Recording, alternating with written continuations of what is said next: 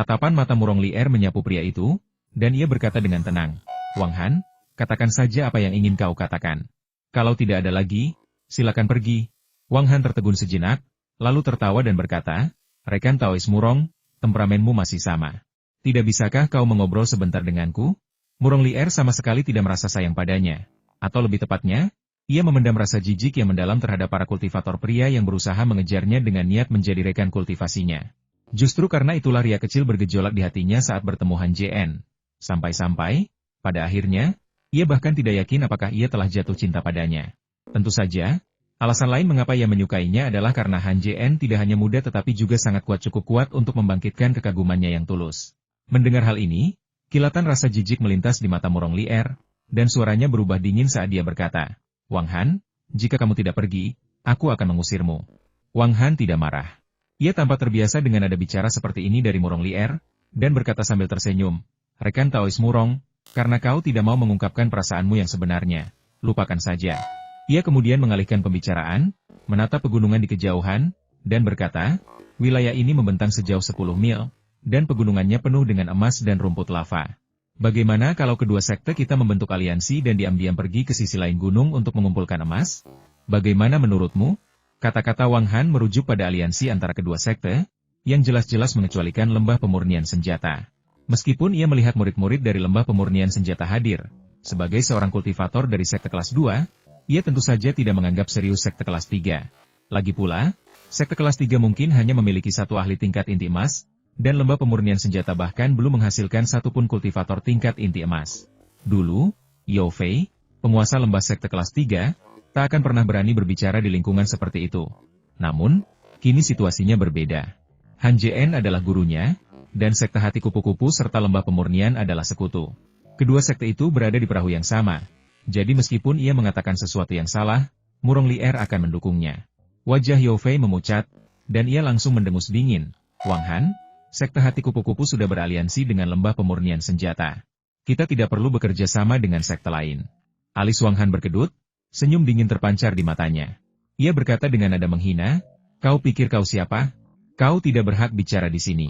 Ia hendak mengangkat tangan untuk memberi Yao Fei pelajaran. Namun, sebelum ia sempat mengumpulkan energi yangnya, Murong Lier tiba-tiba berkata, kalau kau berani menyentuhku, percayalah, aku akan membunuhmu sekarang juga. Setelah itu, ia menepuk kantong penyimpanan di pinggangnya, memanggil senjata ajaib kelahirannya. Kedua pria itu serentak meraih kantong penyimpanan di pinggang mereka, menatap Wang Han dengan waspada. Mereka tahu bahwa jika Murong Lier dan Yao yang memberi perintah, mereka akan menyerang tanpa ragu. Melihat ini, Wang Han tanpa sadar mundur selangkah, matanya dipenuhi keterkejutan. Lalu, seolah teringat sesuatu, ia tertawa dan mencibir, Murong Lier, aku benar-benar salah menilaimu. Sekalipun kau meremehkanku, kau tak perlu mencari seorang kultivator tingkat ke-9 pemurnian Qi sebagai pasangan abadimu. Kau bisa saja tertarik pada pria seperti itu, sungguh mengecewakanku. Murong Lier tersenyum dingin dan tidak mengatakan apa-apa, dia tidak ingin menjelaskan. Namun, Yao Fei berbeda. Meskipun ia tidak dapat memahami hubungan sejati antara Murong Lier dan Han Jien, ia tahu dalam hatinya bahwa keberhasilan Murong Lier meraih posisi ketua sekte hati kupu-kupu sepenuhnya berkat bantuan rahasia Han Jien. Mengingat hubungan tunggal ini, tidak mungkin ada ambiguitas antara dirinya dan Murong Lier, bahkan rumor sekalipun. Ia dengan cepat dan marah berkata, Wang Han, berhentilah menyebarkan rumor. Senior Murong adalah kekasih majikanku. Kami sama sekali tidak ada hubungan apapun. Wang Han tidak mempercayai ini dan menatap Murong Lier, menunggu jawabannya. Murong Lier ingin mengklarifikasi, tetapi bayangan kemunculan Han Jien menyulut api amarah dalam dirinya, dan ia menelan kata-kata yang sudah hampir habis.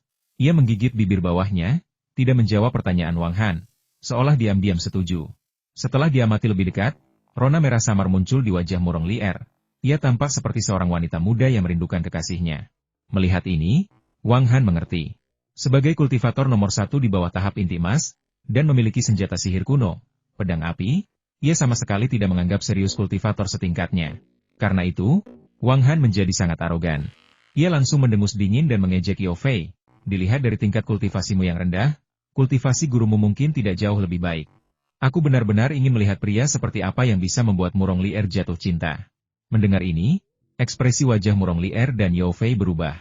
Mereka menatap Wang Han dengan tatapan membunuh di mata mereka. Wang Han mencibir, menampakkan aura arogan, lalu berkata, Apa aku salah? Kalau kau memang mampu, bawalah gurumu keluar. Kita coba lagi, dan aku akan tunjukkan padanya kenapa bunganya begitu merah. Setelah berkata begitu, ia mendengus dingin, tatapannya menyapu ke arah Murong Lier. Tepat saat ia hendak berbalik dan pergi, tiba-tiba, terdengar teriakan kaget dari kejauhan. Di kejauhan, ratusan garis cahaya melesat melintasi langit. Pemimpinnya adalah seorang pria yang tampaknya berusia 20-an, mengenakan jubah tau emas. Ia tampan, dengan fitur-fitur yang mencolok, dan dapat dianggap sebagai salah satu pria tertampan bahkan di seluruh benua Gagak Emas. Selain itu, auranya sangat kuat, tidak jauh lebih lemah dari Zhang Dongyang dan yang lainnya, yang dengan jelas menunjukkan bahwa ia adalah seorang ahli tahap jiwa baru lahir. Ketika semua orang melihat orang ini, wajah mereka menjadi muram. Beberapa berbisik di antara mereka sendiri, para kultivator dari paviliun Gagak Emas akhirnya tiba. Kultivasi senior Liu telah meningkat pesat. Ketika saya melihatnya 10 tahun yang lalu, ia baru berada di tahap inti emas akhir. Hanya dalam 10 tahun lebih, ia tidak hanya berhasil mencapai kesempurnaan agung tahap inti emas akhir, tetapi juga berhasil membentuk jiwa baru lahirnya. Mendengar ini, seorang kultivator di dekatnya langsung berkata, "Apa kau tidak tahu siapa ayahnya? Dia adalah Master Paviliun Gagak Emas, orang terkuat di benua ini." Paviliun Gagak Emas memiliki banyak pil dan buku rahasia di mana-mana. Tidak akan sulit baginya untuk mencapai tahap jiwa baru lahir dalam 12 tahun. Dia membawa begitu banyak orang kuat kali ini, aku khawatir kita para kultivator bisa melupakan hal-hal baik. Seseorang langsung tertawa dan berkata, entah kita dapat yang bagus atau tidak, itu tidak penting. Kita akan lihat pertunjukan yang bagus nanti. Jadi perjalanan ini akan sepadan. Menurutmu siapa yang akan menang dalam pertarungan antara senior Liu dan binatang iblis itu? Omong kosong, apa ada yang perlu dikatakan lagi? Tentu saja, senior Liu menang. Sekalipun senior Liu bukan tandingannya, para kultivator paviliun Gagak Emas akan menyerbu. Dan sekuat apapun monster itu, ia akan mati di pegunungan ini. Mendengar ini, semua orang mengangguk setuju. Melihat para kultivator paviliun Gagak Emas terbang ke arah mereka, mereka segera minggir, membersihkan tempat. Sosok Liu Xiaoyao melesat, mendarat di ruang terbuka yang telah dibersihkan oleh kerumunan. Ratusan muridnya juga mendarat di belakangnya, berdiri di tempatnya. Para kultivator ini sangat kuat. Semuanya berada di tahap inti emas, bahkan yang terlemah di antara mereka berada di tahap tengah inti emas. Paviliun Gagak Emas, yang dipuji sebagai sekte nomor 1 di benua ini, tidak pantas menyandang reputasinya. Tidak ada sekte lain di benua ini yang mampu mengumpulkan begitu banyak individu kuat. Meskipun semua orang tahu Paviliun Gagak Emas sangat kuat, tak seorang pun tahu berapa banyak kultivator tahap jiwa baru lahir yang dimilikinya. Ada yang mengatakan lebih dari 10, yang lain mengatakan kurang dari 10. Berapapun jumlahnya, selama ribuan tahun, tak seorang pun mampu menggoyahkan posisi Paviliun Gagak Emas di benua ini adalah fakta yang tak terbantahkan. Umumnya, dimanapun kultivator Paviliun Gagak Emas muncul, bahkan sekte terkuat pun akan mundur secara sukarela, tak berani merebut apa yang didambakan para kultivator Paviliun Gagak Emas. Begitu Liu Xiaoyao mendarat, tatapannya menyapu kerumunan, lalu ia berkata dengan lantang, "Semuanya, pegunungan ini telah direbut oleh Paviliun Gagak Emas. Jika kalian ingin pergi, aku tidak akan menghentikan kalian. Jika kalian ingin tetap tinggal dan menonton pertunjukan, aku tidak akan mengatakan apapun. Namun, aku harus menegaskan ini terlebih dahulu jika ada yang berani mencuri apapun dari pegunungan ini, bahkan sehelai rumput atau pohon pun, aku tidak akan mengizinkannya." Kalimat terakhir diucapkan dengan nada dingin yang tak seperti biasanya. Mendengarnya, semua orang merasakan hawa dingin menjalar di tulang punggung, dan butiran keringat membasahi dahi mereka. Wang Han pun sama. Meskipun arogan terhadap murid-murid sekte kelas 2 dan 3, ia tak berani bersuara saat menghadapi murid-murid Paviliun Gagak Emas, menundukkan kepala dan bersikap seperti cucu. Setelah Liu Xiaoyao selesai berbicara, Wang Han tersenyum kecut dan berkata kepada Murong Lier, "Rekan Taois Murong, aku khawatir aku tak akan mendapatkan harta karun kali ini. Jika orang yang kau incar datang, ingatlah untuk mengajaknya bertanding denganku. Aku akan menunggumu di sana." Setelah itu, ia melesat dan terbang menuju sektenya. Setelah Wang Han pergi, Yao Fei mendengus dingin dan berkata, "Apa itu? Aku penasaran bagaimana kabarnya." Gumamnya, seolah berbicara pada dirinya sendiri, namun juga seolah bertanya pada Yao Fei. Mendengar ini, Yao Fei menjawab tanpa ragu, "Guru akan baik-baik saja. Senior Murong, Anda tidak perlu khawatir." Murong Lier mengangguk. Ia juga berharap Han Jien baik-baik saja, tetapi setelah sekian lama, ia masih belum tahu di mana Han Jien berada. Bagaimana ia bisa merasa tenang? Setelah Liu Xiaoyao selesai berbicara, ia mengedipkan mata kepada orang-orang di sekitarnya, memberi isyarat agar mereka menunggu di sana. Ia melesat dan terbang lurus ke atas pegunungan. Tepat saat ia mencapai tepi, seberkas cahaya abu-abu melintas dan muncul di hadapannya dalam sekejap mata, melotot marah. Indra ketuhanan Liu Xiaoyao menyapu sosok itu, lalu ia mendengus dingin, minggir. Monster itu tidak pergi. Ia memelototi Liu Xiaoyao dan berkata dengan dingin, enyahlah. Suaranya lebih keras daripada Liu Xiaoyao dan dapat terdengar jelas dalam radius 10 mil. Mendengar suara monster itu, semua orang menjadi kacau, mata mereka dipenuhi ketidakpercayaan. Ya Tuhan, monster bisa bicara? Monster macam apa ini? Itu jelas bukan binatang iblis biasa. Binatang iblis tingkat 4 biasa takkan pernah bisa berbicara bahasa manusia. Mungkinkah itu binatang iblis kuno tingkat 7 yang legendaris? Bagaimana mungkin? Di benua ini, hanya Phoenix Api yang merupakan binatang iblis kuno, dan yang terkuat hanya level 5. Binatang iblis ini terlihat sangat aneh sehingga sama sekali tidak mirip dengan binatang iblis manapun di benua ini. Selama suatu waktu, para penggarap memiliki banyak pendapat yang berbeda, tetapi tidak seorang pun dapat mengatakan monster apa yang ada di depan mereka. Tiba-tiba, seseorang berkata, kau lihat itu? Monster itu punya tanduk kecil di kepalanya. Mirip sekali dengan tanduk naga. Semua orang menoleh dan mendapati bahwa, seperti dikatakan sang kultivator, binatang iblis itu memiliki tanduk naga di kepalanya. Pada saat itu, sebuah pikiran bergema di benak semua pembudidaya, mungkinkah binatang iblis ini memiliki garis keturunan naga suci kuno? Sebelum ada yang sempat berpikir lebih jauh, Liu Xiaoyao mendengus dingin dan berkata, minggir. Binatang iblis dengan ingatan yang kacau berani bicara seperti itu padaku? Hari ini akan kutunjukkan padamu bahwa meskipun kau keturunan naga, kau tetap akan mati di tangan senjata ajaibku. Ia menepuk kantong penyimpanan di pinggangnya, memanggil senjata ajaib yang menyerupai pisau lempar. Di bawah kendalinya, pisau lempar itu bersiul dan terbang lurus ke arah binatang iblis itu. Binatang iblis itu melesat ke sana kemari, dengan mudah menghindari pisau-pisau terbang itu. Lalu, dalam sekejap, ia lenyap begitu saja, tanpa meninggalkan jejak keberadaannya. Tubuh Liu Xiaoyao bergetar, dan ia berseru, teknik gaib. Ia tidak menganggap serius binatang iblis itu, tetapi melihatnya menggunakan kemampuan sembunyi-sembunyi, ia menyadari bahwa ia salah. Ia segera membentuk segel tangan, melepaskan energi yang sangat besar yang berputar-putar di sekujur tubuhnya, membentuk perisai pertahanan yang sangat besar. Saat perisai pertahanan terbentuk, kilatan cahaya muncul di depan Liu Xiaoyao, dan binatang iblis itu tiba-tiba muncul, menebas ke arah Liu Xiaoyao. Kilatan cahaya merah muncul di udara, dan busur merah setengah lingkaran tiba-tiba muncul, tiba di perisai pertahanan yang telah dibentuk Liu Xiaoyao dengan kecepatan yang mencengangkan. Dengan bunyi bling, perisai pelindung itu roboh, dan seberkas cahaya menyambar Liu Xiaoyao. Tubuh Liu Xiaoyao terlontar oleh busur cahaya, melayang 100 kaki jauhnya sebelum dampak dahsyat itu menghilang. Saat mendarat, ia batuk darah, wajahnya memucat. Melihat dadanya, pakaiannya robek, memperlihatkan baju zirah merah. Bahan baju zirah itu tidak jelas, tetapi di tengahnya terdapat pelindung dada seukuran telapak tangan. Setelah diamati lebih dekat, pelindung dada itu diukir dengan binatang iblis berkaki 3 gagak emas, burung dewa benua.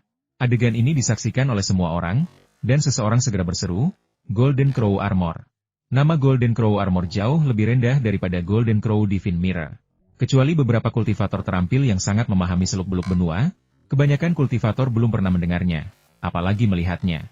Bahkan para kultivator yang pernah mendengar tentang Golden Crow Armor hanya tahu bahwa armor ini memiliki kekuatan pertahanan yang luar biasa dan ukiran gagak emas raksasa pada pelindung dada di tengahnya. Tetapi mereka tidak tahu wujud spesifiknya. Para pengikut pavilion gagak emas segera bergerak ke sisi Liu Xiaoyao, dan salah satu dari mereka berkata, Tuan Muda, haruskah kita bergerak? Liu Xiaoyao melambaikan tangannya dan berkata, tidak perlu. Meskipun binatang iblis ini kuat, pikirannya tidak jernih, dan bahkan ingatannya pun kacau. Ia hanya menyerang para kultivator sesuka hati. Jika aku meninggalkan pegunungan, ia tidak akan mengejarku. Setelah itu, ia melambaikan tangannya, dan sebuah formasi besar muncul, menyelimuti semua orang. Ia kemudian berkata, kalau tidak salah, ada sesuatu yang ia lindungi di sini. Bisa jadi itu adalah harta karun yang akan segera lahir, atau mungkin material langka dan berharga yang telah dipupuk selama jutaan tahun. Jika sebuah harta karun benar-benar muncul, siapapun yang berani mencurinya akan dibunuh. Murid itu terkejut, lalu menangkupkan tangannya dan berkata, murid ini mengerti. Setelah berkata demikian, tiba-tiba ia teringat sesuatu dan bertanya, Tuan Muda, itu. Ia berhenti di situ, seolah-olah takut akan sesuatu, dan tak berani melanjutkan. Alis Liu Xiaoyao berkerut, dan dia berkata dengan suara berat, katakan saja apa yang ingin kau katakan, jangan bertele-tele. Murid itu buru-buru berkata, Tuan Muda, bukankah Tuan Muda selalu menyukai rekan Daois, Murong? Dia ada di sana. Kalau dia bertindak nanti, bukankah kita harus? Mendengar ini, Liu Xiaoyao terdiam sejenak, sorot mata tegas terpancar. Ia berkata dengan suara berat, Apa yang menjadi milikku akan selalu menjadi milikku. Dan apa yang bukan milikku tidak akan pernah menjadi milikku. Ayo, bertindaklah. Liu Xiaoyao sangat rasional dalam hal wanita yang disukainya. Ia tidak akan secara aktif mengejar mereka, juga tidak akan melindungi kekasihnya karena alasan tertentu. Saat itu, ia telah memutuskan bahwa jika Murong Lier tertarik padanya, wanita itu sama sekali tidak akan mencoba merebut harta tak ternilai apapun yang muncul. Ada alasan lain mengapa Liu Xiaoyao tidak secara aktif mendekatinya, ia sangat percaya diri. Ia yakin tidak ada kultivator seusianya di benua ini yang bisa melampauinya. Ia sangat yakin bahwa ia adalah kultivator paling berbakat di benua ini. Dan selama Murong Lier bukan orang bodoh, ia pada akhirnya akan jatuh ke dalam pelukannya. Mendengar kata-katanya, sang murid, meskipun agak bingung, tetap patuh dan berkata, "Murid mengerti." Setelah itu, ia tak kuasa menahan diri untuk bertanya, "Binatang iblis itu begitu kuat, bagaimana Tuan Muda berencana membunuhnya?" Senyum percaya diri tersungging di bibir Liu Xiaoyao saat ia berkata, "Jangan khawatir, aku akan memasang formasi gagak emas di sekitar pegunungan dan memancingnya masuk. Sekalipun itu binatang iblis level 5, ia tak akan bisa keluar. Saat itu tiba, ia akan menjadi daging di talenan, dan aku bisa membunuhnya sesukaku." Mendengar ini, para murid paviliun gagak emas berseru serempak, "Tuan Muda bijaksana! Tuan Muda bijaksana!" Semua orang suka disanjung, dan Liu Xiaoyao pun demikian. Setelah mendengar apa yang dikatakan semua orang, ia tertawa terbahak-bahak. Kemudian, Liu Xiaoyao menepuk-nepuk tas penyimpanan di pinggangnya, mengeluarkan batu-batu susunan dan bendera susunan yang tak terhitung jumlahnya, lalu segera mulai menyusunnya. Dalam waktu kurang dari sesaat, sebuah susunan raksasa terbentuk. Liu Xiaoyao mengangkat tangan kanannya dan memancarkan sinar energi yang ke atas susunan tersebut. Cahaya merah menyala pada susunan tersebut, lalu menghilang. Bahkan jika indera ketuhanan seorang kultivator jiwa baru lahir jatuh padanya, mereka tidak akan dapat menemukan susunan tersebut kecuali mereka memeriksanya dengan saksama. Ini menunjukkan bahwa susunan gagak emas disusun dengan cara yang sangat canggih. Setelah membentuk formasi gagak emas, butiran keringat terlihat di dahi Liu Xiaoyao. Ia menarik napas dalam-dalam, menjentikan pergelangan tangannya, dan pisau lempar itu kembali ke depan. Kemudian, ia melesat dan terbang langsung ke pegunungan. Kali ini tak berbeda. Begitu ia tiba di pegunungan, kilatan cahaya putih muncul di hadapannya, dan seekor binatang iblis muncul di hadapannya. Monster ini tak lain adalah Little Grey. Little Grey pingsan setelah letusan lava. Ketika terbangun, ia tak ingat apa-apa, tetapi samar-samar merasakan seseorang yang seharusnya ia lindungi berada di pegunungan ini. Namun, siapa yang seharusnya ia lindungi? Dan di mana orang itu? Sekeras apapun Little Grey berusaha, ia tak bisa mengingatnya. Akhirnya, ia menyimpulkan bahwa orang yang seharusnya ia lindungi akan muncul cepat atau lambat, dan selama ia mampu mencegah orang luar masuk, ia akan memenuhi misinya. Namun, seperti yang dikatakan Liu Xiaoyao, ingatan Xiao Hui kacau, terkadang jernih, terkadang membingungkan. Terkadang ia hanya tahu cara membunuh, dan bahkan tidak ingat monster macam apa dirinya. Terkadang ia luar biasa jernih, tidak hanya mengetahui identitasnya tetapi juga mengingat beberapa peristiwa masa lalu. Namun, begitu ia memikirkan beberapa hal terpenting, rasa sakit yang tajam akan menusuk pikirannya. Ketika Little Grey melihat Liu Xiaoyao terbang lagi, ia meraung dan berkata, "Keluar! Kalau kau tidak pergi sekarang, jangan coba-coba meninggalkan tempat ini hidup-hidup." Sekilas rasa jijik terpancar di mata Liu Xiaoyao, tetapi ekspresinya tetap tidak berubah. Ia tidak bergerak, melainkan berkata, "Bagaimana kalau kita bertaruh?" Little Grey terkejut, lalu bertanya, "Taruhan apa?" Tatapan Liu Xiaoyao menyapu kelompok di luar pegunungan, dan dia berkata, "Kalau aku tidak salah, kalian di sini untuk melindungi sesuatu. Jika kita bergantian menyerang, meskipun kalian tidak mati, kalian mungkin akan terluka parah. Apa yang akan kalian lakukan jika seseorang diam-diam mencuri benda itu?" Mendengar ini, mata Little Grey berbinar tajam, lalu dia bertanya, "Apa maumu?" Mendengar ini, Liu Xiaoyao diam-diam menghela napas lega. Ia benar-benar khawatir pihak lain tidak akan jatuh ke dalam perangkapnya. Ia melanjutkan, "Kalian telah melihat kekuatanku. Jika aku memberi perintah, para kultivator ini akan pergi." Ia kemudian menarik napas dalam-dalam dan berkata dengan suara rendah, "Semuanya, jika kalian tidak ingin mati, mundurlah 10 mil. Jika tidak, kalian akan dibunuh tanpa ampun." Mendengar ini, para pengikut paviliun gagak emas serentak menepuk-nepuk kantong penyimpanan di pinggang mereka, menatap semua orang dengan dingin. Mengetahui metode paviliun gagak emas, semua orang mundur 10 mil jauhnya tanpa ragu. Namun, para murid paviliun gagak emas tidak mundur dan tetap di tempat, menunggu perintah selanjutnya. Xiao Hui melirik murid-murid paviliun gagak emas dan bertanya, "Di mana mereka?" Liu Xiaoyao melambaikan tangannya ke arah murid-muridnya, dan mereka segera mundur setelah menerima perintah itu. Setelah semua orang pergi, Liu Xiaoyao melanjutkan, Sekarang kau seharusnya percaya padaku, kan? Si kecil Grey bertanya. Apa taruhannya? Liu Xiaoyao berpura-pura berpikir keras, lalu setelah beberapa saat ia berkata sangat mudah. Jika kau bisa membunuhku atau melukaiku dengan serius dalam 10 tarikan napas, aku akan pergi bersama semua kultivator. Jika kau tidak bisa, tinggalkan tempat ini, atau berhenti menyerangku dan biarkan aku memimpin murid-murid sekteku ke pegunungan untuk mencari harta karun dan membawanya pergi. Kelabu kecil pernah melukai Liu Xiaoyao sebelumnya. Dan sekarang karena pihak lain menawarkan taruhan seperti itu, ia merasa ada yang tidak beres. Namun, begitu memikirkannya, rasa sakit yang tajam menusuk kepalanya. Agar tidak menimbulkan kecurigaan Liu Xiaoyao, kelabu kecil menahan rasa sakitnya dan berkata, "Baiklah, aku akan bertaruh denganmu. Jika kau kalah, kuharap kau menepati janjimu. Kalau tidak, aku tidak keberatan membunuh semua orang yang kau bawa." Sambil berbicara, tatapannya menyapu para murid pavilion gagak emas yang berjarak 10 mil. Sikap Liu Xiaoyao sangat tulus, dan dia berkata, "Jangan khawatir, kata-kata seorang pria sejati sama baiknya dengan ikatannya." Xiao Hui tak berbasa-basi. Ia mengangguk pada Liu Xiaoyao, lalu mengangkat cakar kanannya dan sekali lagi melepaskan kekuatan ilahi bawaannya cakar penghancur langit. Sebuah busur cahaya menyambar, tiba di depan Liu Xiaoyao dengan kecepatan kilat. Liu Xiaoyao menepuk-nepuk kantong penyimpanan di pinggangnya, memanggil senjata sihir pertahanan untuk menghadapi serangan itu. Pada saat yang sama, ia terus mundur, bergerak menuju tepi pegunungan. Sebuah busur cahaya menghantam senjata sihir itu, dan dengan bunyi dentang, senjata itu terbelah dua dan jatuh ke tanah. Liu Xiaoyao terhuyung dan jatuh dari udara. Melihat ini, kelabu kecil segera muncul di hadapan Liu Xiaoyao, hendak mengangkat kaki kanannya untuk menusuk kakinya.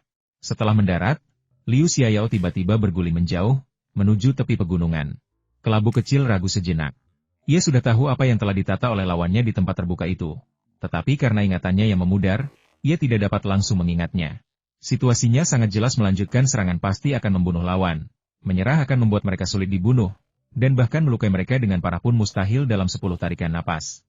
Little Grey ragu sejenak, lalu tiba-tiba melompat maju, langsung menuju Liu Xiaoyao. Saat itu, Liu Xiaoyao berdiri mematung di tempat, tampak seperti kehilangan akal karena syok.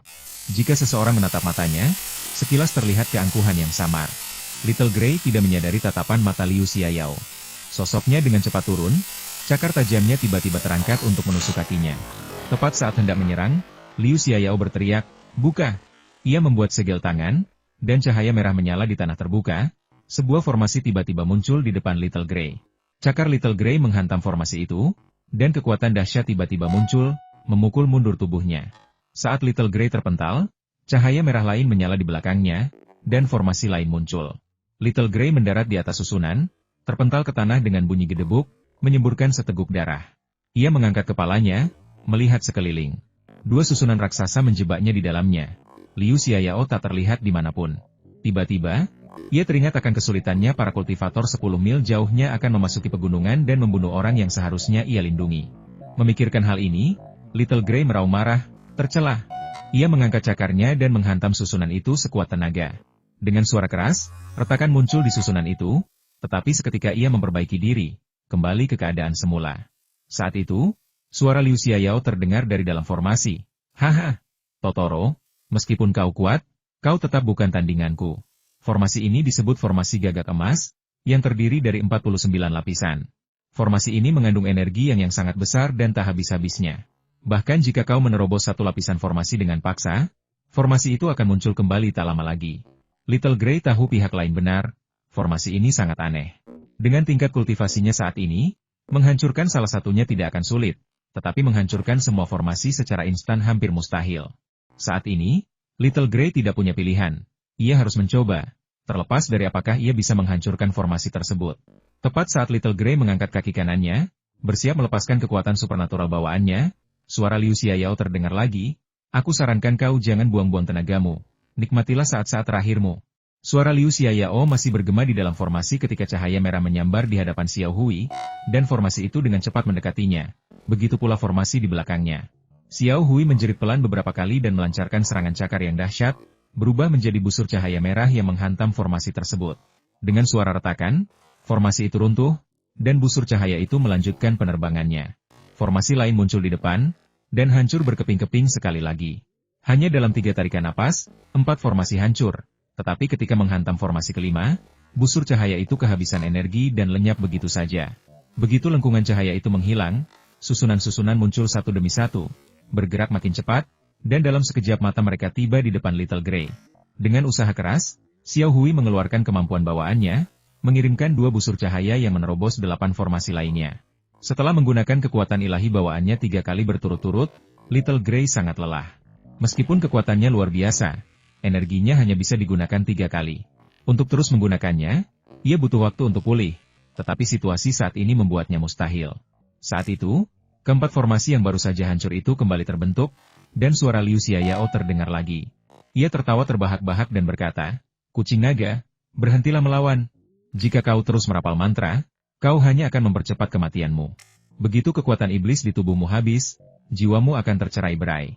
Little Grey ragu-ragu, pandangan rumit tampak di matanya, tidak yakin apa yang harus dilakukan. Di dalam lapisan ke-35 formasi, Liu Xiaoyao diam-diam menghela napas lega saat formasi itu terbentuk kembali. Saat ini, dahinya dipenuhi keringat dingin. Meskipun nadanya sebelumnya acuh tak acuh, formasi itu tidak sesederhana kelihatannya. Meskipun formasi gagak emas sangat kuat, tingkat kultivasinya saat ini mencegahnya untuk mengeluarkan kekuatan penuhnya. Apa yang baru saja dia katakan adalah campuran antara kebenaran dan kepalsuan. Formasi gagak emas memang memiliki 49 lapisan, tetapi dia hanya bisa mengendalikan sekitar 30 lapisan, dan itu pun hanya sekitar selusin di sisi dalam dan luar. Baru saja, kelabu kecil menembus 12 lapisan sekaligus. Jika dia menggunakan kekuatan sucinya 2 kali lagi, dia bisa dengan mudah menghancurkan seluruh formasi. Kata-kata Liu Xiaoyao bukannya tanpa tujuan. Pertama, dia ingin menggunakan kata-katanya untuk membuat kelabu kecil menyerah. Kedua, dia ingin mengulur waktu. Jika dia bisa menunda bahkan untuk beberapa tarikan napas, formasi yang runtuh itu bisa dibangun kembali. Saat Little Grey ragu-ragu, semua formasi yang baru saja hancur terbentuk dan langsung muncul di hadapannya. Pada saat ini, semua formasi telah saling tumpang tindih, menghasilkan energi yang sangat besar yang menekan Little Grey. Hanya kurang dari setengah zhang ruang yang tersisa di dalam formasi, dan menyusut dengan kecepatan yang mengkhawatirkan. Jika kedua formasi yang saling tumpang tindih itu bertemu, Little Grey akan hancur berkeping-keping, dan jiwanya akan terbunuh dalam satu serangan. Di momen hidup mati itu, rasa sakit tiba-tiba menyerbu benak Little Grey, dan semua hal yang telah dilupakannya kembali membanjiri. Teringat Han Jien, yang telah diremukan ke tanah oleh perisai surgawi dan nasibnya masih belum pasti. Air mata penyesalan kembali menggenang di matanya. Namun saat ini, ia tak berdaya untuk melindungi diri sendiri, apalagi menyelamatkan Han Jien. Ia berteriak pilu, "Tuan, maafkan aku, Little Grey harus pergi dulu." Di bawah pegunungan, ribuan mil jauhnya, terbentang dunia merah menyala. Suhu di sini luar biasa tinggi, dengan lava cair yang tak terhitung jumlahnya berputar dan menggelembung saat mengalir bebas. Setiap tetes lava mengandung energi yang Han Jien melayang di dalam lava, dan setelah mengamati lebih dekat, ia melihat bahwa tidak ada setetes pun lava dalam jarak setengah zhang dari tubuhnya. Seolah-olah lava itu dihalangi oleh kekuatan besar, yang tak mampu mendekati tubuhnya. Han Jien memejamkan mata, tampak tertidur. Pakaiannya meleleh karena panas yang menyengat, memperlihatkan tubuh berototnya. Tidak ada kantong penyimpanan di sekitarnya, hanya energi aneh energi hijau tua, yang setiap tetesnya mengandung bau yang mengerikan. Di samping energi ini terdapat 3 benda segel giok dao surgawi, cermin perunggu gagak emas, dan sebuah pedang hijau kecil. Selain ketiga benda ini, Han Jien menggenggam erat sebuah artefak magis di tangannya pita 7 warna, yang diambilnya dari kantong penyimpanan Chu Fei setelah membunuhnya. Kantong penyimpanan Han Jien tidak ditemukan dimanapun, hanya cairan hijau tua aneh itu yang dengan cepat mendekati tubuhnya, akhirnya memasuki tubuhnya melalui kulit. Di dalam dantian Han Jien, seiring semakin banyaknya cairan hijau tua yang masuk, kedua kekuatan tersebut mengalami perubahan yang luar biasa. Perlahan-lahan mengembun menjadi sebuah bola seukuran sebutir beras. Bola itu perlahan membesar, dan setelah waktu yang tidak diketahui, ketika mencapai ukuran kepalan tangan anak kecil, ia memancarkan cahaya keemasan. Jika ada kultivator di sini saat ini, mereka pasti akan terbelalak. Bola ini justru yang ingin dipadatkan oleh para kultivator inti emas. Bagaimana Han Jien memadatkan inti emasnya mungkin sesuatu yang bahkan ia sendiri tidak mengerti. Sebenarnya, alasannya cukup sederhana setelah ia ditekan ke dalam magma oleh perisai Dewa Surgawi. Kantong penyimpanannya meleleh, dan isinya pun ikut meleleh. Herba dan biji terpisah setelah menyatu.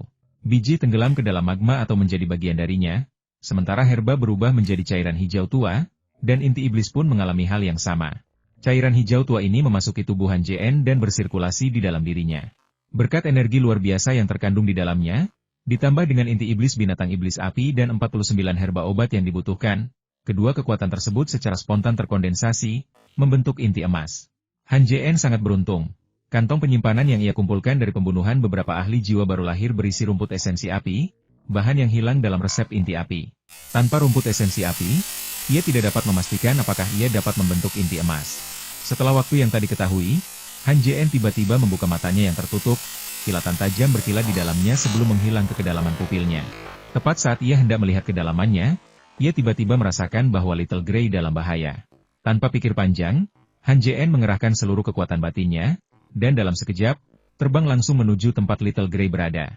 Begitu mereka terbang, ketiga harta ajaib di samping Han Jien menyambar cahaya dan segera mengejar. Energi di sekitarnya terlalu kuat.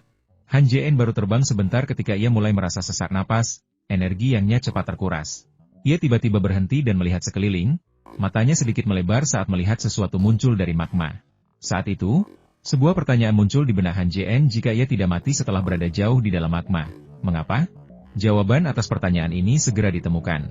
Karena pada saat itu, tiga harta ajaib muncul di hadapannya, mendorong magma di sekitarnya, dan panas yang hebat itu lenyap seketika. Han Jien menggerakkan tangan kanannya dan mengambil cermin perunggu gagak emas, sebuah kesadaran muncul di benaknya. Ia menunduk dan melihat sutra 7 warna di tangan kirinya, dan terkejut, bayangan Xiao Yuyao berkelebat di benaknya. Han Jien menghela napas dan menggenggam tiga harta ajaib di tangannya. Kemudian, sambil mengendalikan pedang hijau kecil, ia terbang lurus ke atas. Pedang hijau kecil itu melesat cepat, dan setiap kali ia bergerak, bongkahan-bongkahan batu besar berjatuhan, mendarat di lava dengan suara cipratan. Sesaat kemudian, Han Jien terbang lebih dari 1000 kaki dan merasakan aura Xiao Hui semakin melemah. Han Jien berteriak pelan, memusatkan seluruh kekuatannya di tangan kanannya, dan tiba-tiba menunjuk ke atas. 10 jari energi spiritual melesat dari sela-sela jarinya, terbang lurus ke langit. Kemudian, batu-batu yang tak terhitung jumlahnya berjatuhan, dan sebuah lubang seukuran kepalan tangan melesat lurus ke langit. Sinar matahari bersinar dari dalam lubang ke wajah Han Jien. Ekspresinya menjadi cerah, dan ia berubah menjadi aliran cahaya, terbang keluar melalui lubang tersebut. Pada saat ini, kekacauan melanda pegunungan. Semua kultivator tahu bahwa Liu Xiaoyao telah menjebak atau membunuh binatang iblis itu, dan mereka bergegas menuju lereng gunung dengan panik. Puluhan ribu kultivator terbang bersamaan, berdesakan seperti serangga. Para kultivator paviliun gagak emas awalnya mencoba membunuh mereka, tetapi akhirnya, karena tidak mampu mengimbangi, mereka menyerah begitu saja dan segera terbang menuju pegunungan. Sesaat kemudian, lebih dari 100 kultivator paviliun gagak emas tiba di tepi pegunungan. Salah satu dari mereka berkata, "Semuanya, Tuan Muda kami telah menggunakan sihir untuk menjebak binatang iblis itu. Jika kalian berani memasuki pegunungan, Tuan Muda kami akan melepaskan binatang iblis itu." Pada saat itu, para murid paviliun gagak emas akan pergi, dan kalian akan dikejar dan dibunuh oleh binatang iblis itu. Mendengar ini, kerumunan itu tidak sepenuhnya yakin. Mereka semua telah mendengar taruhan Liu Xiaoyao dengan binatang iblis itu. Meskipun Liu Xiaoyao berhasil menjebak binatang itu, ukurannya sangat besar, dan apakah ia bisa membunuhnya masih belum diketahui. Begitu banyak waktu telah berlalu, dan formasi itu masih belum diaktifkan. Siapa yang tahu siapa yang telah membunuh siapa? Atau apakah mereka berdua telah binasa? Oleh karena itu, banyak kultivator berteriak, "Biarkan senior Liu keluar, atau kami akan masuk." Kultivasi Wang Han sangat mendalam, tak terkalahkan di bawah tahap jiwa baru lahir. Ia sama sekali tidak menganggap serius para kultivator tahap inti emas, mendengus dingin, "Li Chuang, kalian semua cepat minggir, dan aku akan berpura-pura tidak melihat apa-apa. Kalau tidak, aku akan memimpin semua orang untuk membunuh kalian semua." Mendengar ini, semua kultivator kecuali murid-murid dari Lembah Pemurnian dan Sekte Hati Kupu-Kupu langsung bereaksi. Mereka telah terlalu lama ditindas oleh paviliun gagak emas dan sudah tidak puas. Lagi pula, gunung itu penuh dengan harta karun. Jika mereka bisa mendapatkan benda-benda ini, meninggalkan benua gagak emas, dan menemukan pulau terpencil untuk bersembunyi, bahkan jika paviliun gagak emas menyelidikinya, kecuali mereka mengirim ahli tahap jiwa baru lahir untuk memburu mereka, akan sulit bagi mereka untuk menemukannya. Menghadapi keuntungan besar, tidak ada seorang pun yang cukup bodoh untuk menyerahkannya, meskipun tahu mereka akan diburu di masa mendatang. Mendengar kata-kata semua orang, raut wajah Li Chuang berubah berulang kali, berubah dari hijau menjadi ungu, sebelum akhirnya dia menggertakkan giginya dan berkata, "Apakah kamu tidak takut dengan perintah pembunuhan dari paviliun gagak emas karena melakukan ini?" Wang Han tertawa dan berkata dengan nada meremehkan, "Perintah pembunuhan? Bagaimana kalau kau menghentikan perintah pembunuhan itu setelah aku mencapai tahap jiwa baru lahir? Berhenti bicara omong kosong dan minggirlah." Wajah Li Chuang berkedut. Sebagai seorang kultivator dari paviliun gagak emas, ia selalu memandang rendah kultivator lain, tetapi sekarang ia harus menelan amarahnya. Ia benar-benar ingin membunuh mereka semua. Tetapi jika para kultivator ini bersatu dan terjadi perkelahian, siapa yang tahu siapa yang akan menjadi pemenangnya? Dari semua orang ini, Li Chuang paling waspada terhadap Wang Han, yang sendirian mampu membunuh lebih dari 10 ahli tahap inti emas. Pada akhirnya, Li Chuang memilih untuk berkompromi, menggertakkan giginya dan berkata, "Kita akan minggir, dan aku harap kamu tidak akan menyesalinya nanti." "Minggirlah, orang tua. Aku tidak akan menyesalinya. Karena aku sudah bermusuhan dengan paviliun gagak emas, aku tidak akan menyesalinya. Kalau kau terus berlama-lama, aku juga akan membunuhmu. Murid-murid paviliun gagak emas, keluar. Jangan biarkan aku melihat kalian lagi." Ketika orang banyak melihat Li Chuang dan yang lainnya memberi jalan, mereka bersorak keras, seakan-akan ingin melampiaskan semua kebencian di hati mereka. Saat itu, kilatan cahaya merah muncul di formasi gagak emas di samping pegunungan, dan Liu Xiaoyao muncul di luar formasi, wajahnya pucat. Begitu muncul, ia melihat Li Chuang dan yang lainnya memberi jalan, dan mendengar teriakan serta umpatan dari banyak kultivator. Ia langsung mendengus dingin dan berkata dengan marah, "Beraninya kalian menghina para kultivator paviliun gagak emas? Apa kalian ingin sekte kalian dihapus dari benua ini?" Suaranya tidak keras, tetapi begitu sampai di telinga semua orang, rasanya seperti ditusuk jarum, dan suara itu tiba-tiba berhenti. Banyak petani yang malu-malu langsung berlutut di tanah, salah satunya memohon ampun, "Senior, kami salah, tolong ampuni kami. Kau sedang mencari kematian." Liu Xiaoyao bahkan tidak melirik sang kultivator sebelum memanggil pisau terbangnya dan melemparkannya ke arah murid itu. Pisau lempar itu sangat cepat, tiba di hadapan kultivator itu dalam sekejap mata. Ia bahkan tak sempat menghindar sebelum pisau itu menembus tubuhnya. Kemudian, jiwanya melayang dan melesat ke angkasa. Liu Xiaoyao mendengus dingin, tangan kanannya menggapai udara, menangkap jiwa pria itu dalam genggamannya sebelum menghancurkannya. Adegan ini sekali lagi mengejutkan semua orang dengan kekuatan tahap Naschen Soul. Kultivator sebelumnya adalah ahli tahap Golden Core pada tingkat kesempurnaan agung, namun Liu Xiaoyao membunuhnya semudah membunuh semut. Dalam sekejap, semua mata tertuju pada Wang Han. Wang Han adalah pemimpinnya. Jika mereka tidak membiarkan Wang Han memimpin, siapa lagi yang akan memimpin? Wang Han mengumpat dalam hati. Melihat Liu Xiaoyao menatapnya, ia pun berbicara lebih dulu sebelum lawan bicaranya sempat bicara. "Senior, aku tahu aku bukan tandinganmu, tapi kau pasti terluka parah setelah membunuh monster kucing naga itu. Meskipun serangan itu kuat, aku yakin aku bisa menahannya. Kalau kau bersikeras menyerangku, bagaimana kalau kita berdua menderita kerugian besar dan ada orang lain yang diuntungkan?"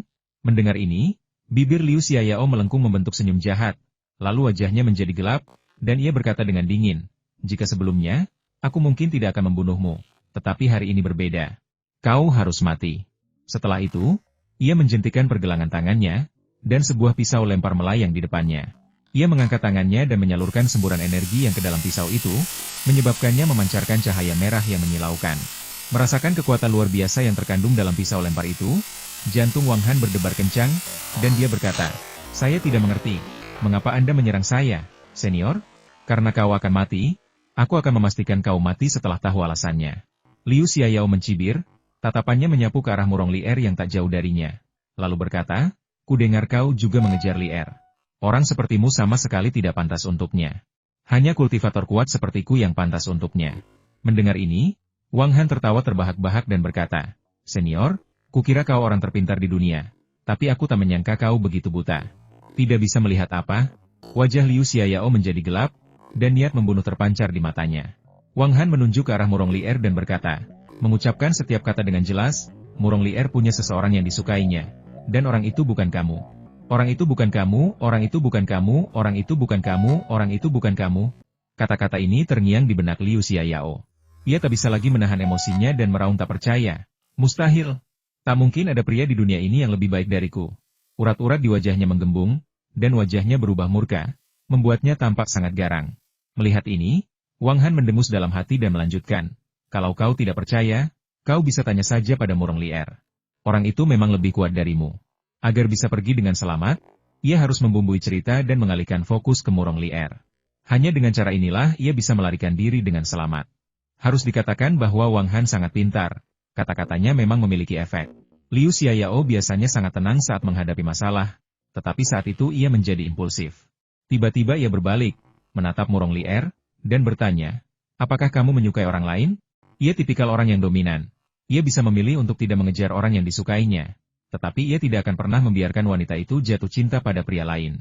Selain itu, ada hal lain yang membuatnya semakin marah. Ia tidak percaya ada pria di dunia ini yang lebih baik darinya. Menghadapi nada agresif Liu Xiaoyao, Murong Lier memilih tetap diam, menatap ke tanah. Namun, tindakan ini ditafsirkan oleh Liu Xiaoyao sebagai persetujuan diam-diam, dan ia meraung, "Akan kubunuh kau." Ia melesat, berubah menjadi seberkas cahaya dan menyerbu ke arah Murong Lier, langsung muncul di hadapannya. Liu Xiaoyao benar-benar murka. Ia mencengkeram leher Murong Lier dan mengangkatnya tinggi-tinggi. Pada saat yang sama, ia melepaskan gelombang energi yang sangat besar dari tubuhnya, mengubahnya menjadi gelombang kejut dahsyat yang menyebar keluar. Para petani di sekitar terpental oleh gelombang kejut dan jatuh dengan keras ke tanah. Wajah Murong Lier tidak menunjukkan rasa takut, melainkan penyesalan. Ia tersenyum getir dan memejamkan mata. Liu Xiaoyao memang ingin membunuh Murong Lier, tetapi melihat ekspresinya yang acuh tak acuh, pikirannya tiba-tiba berubah.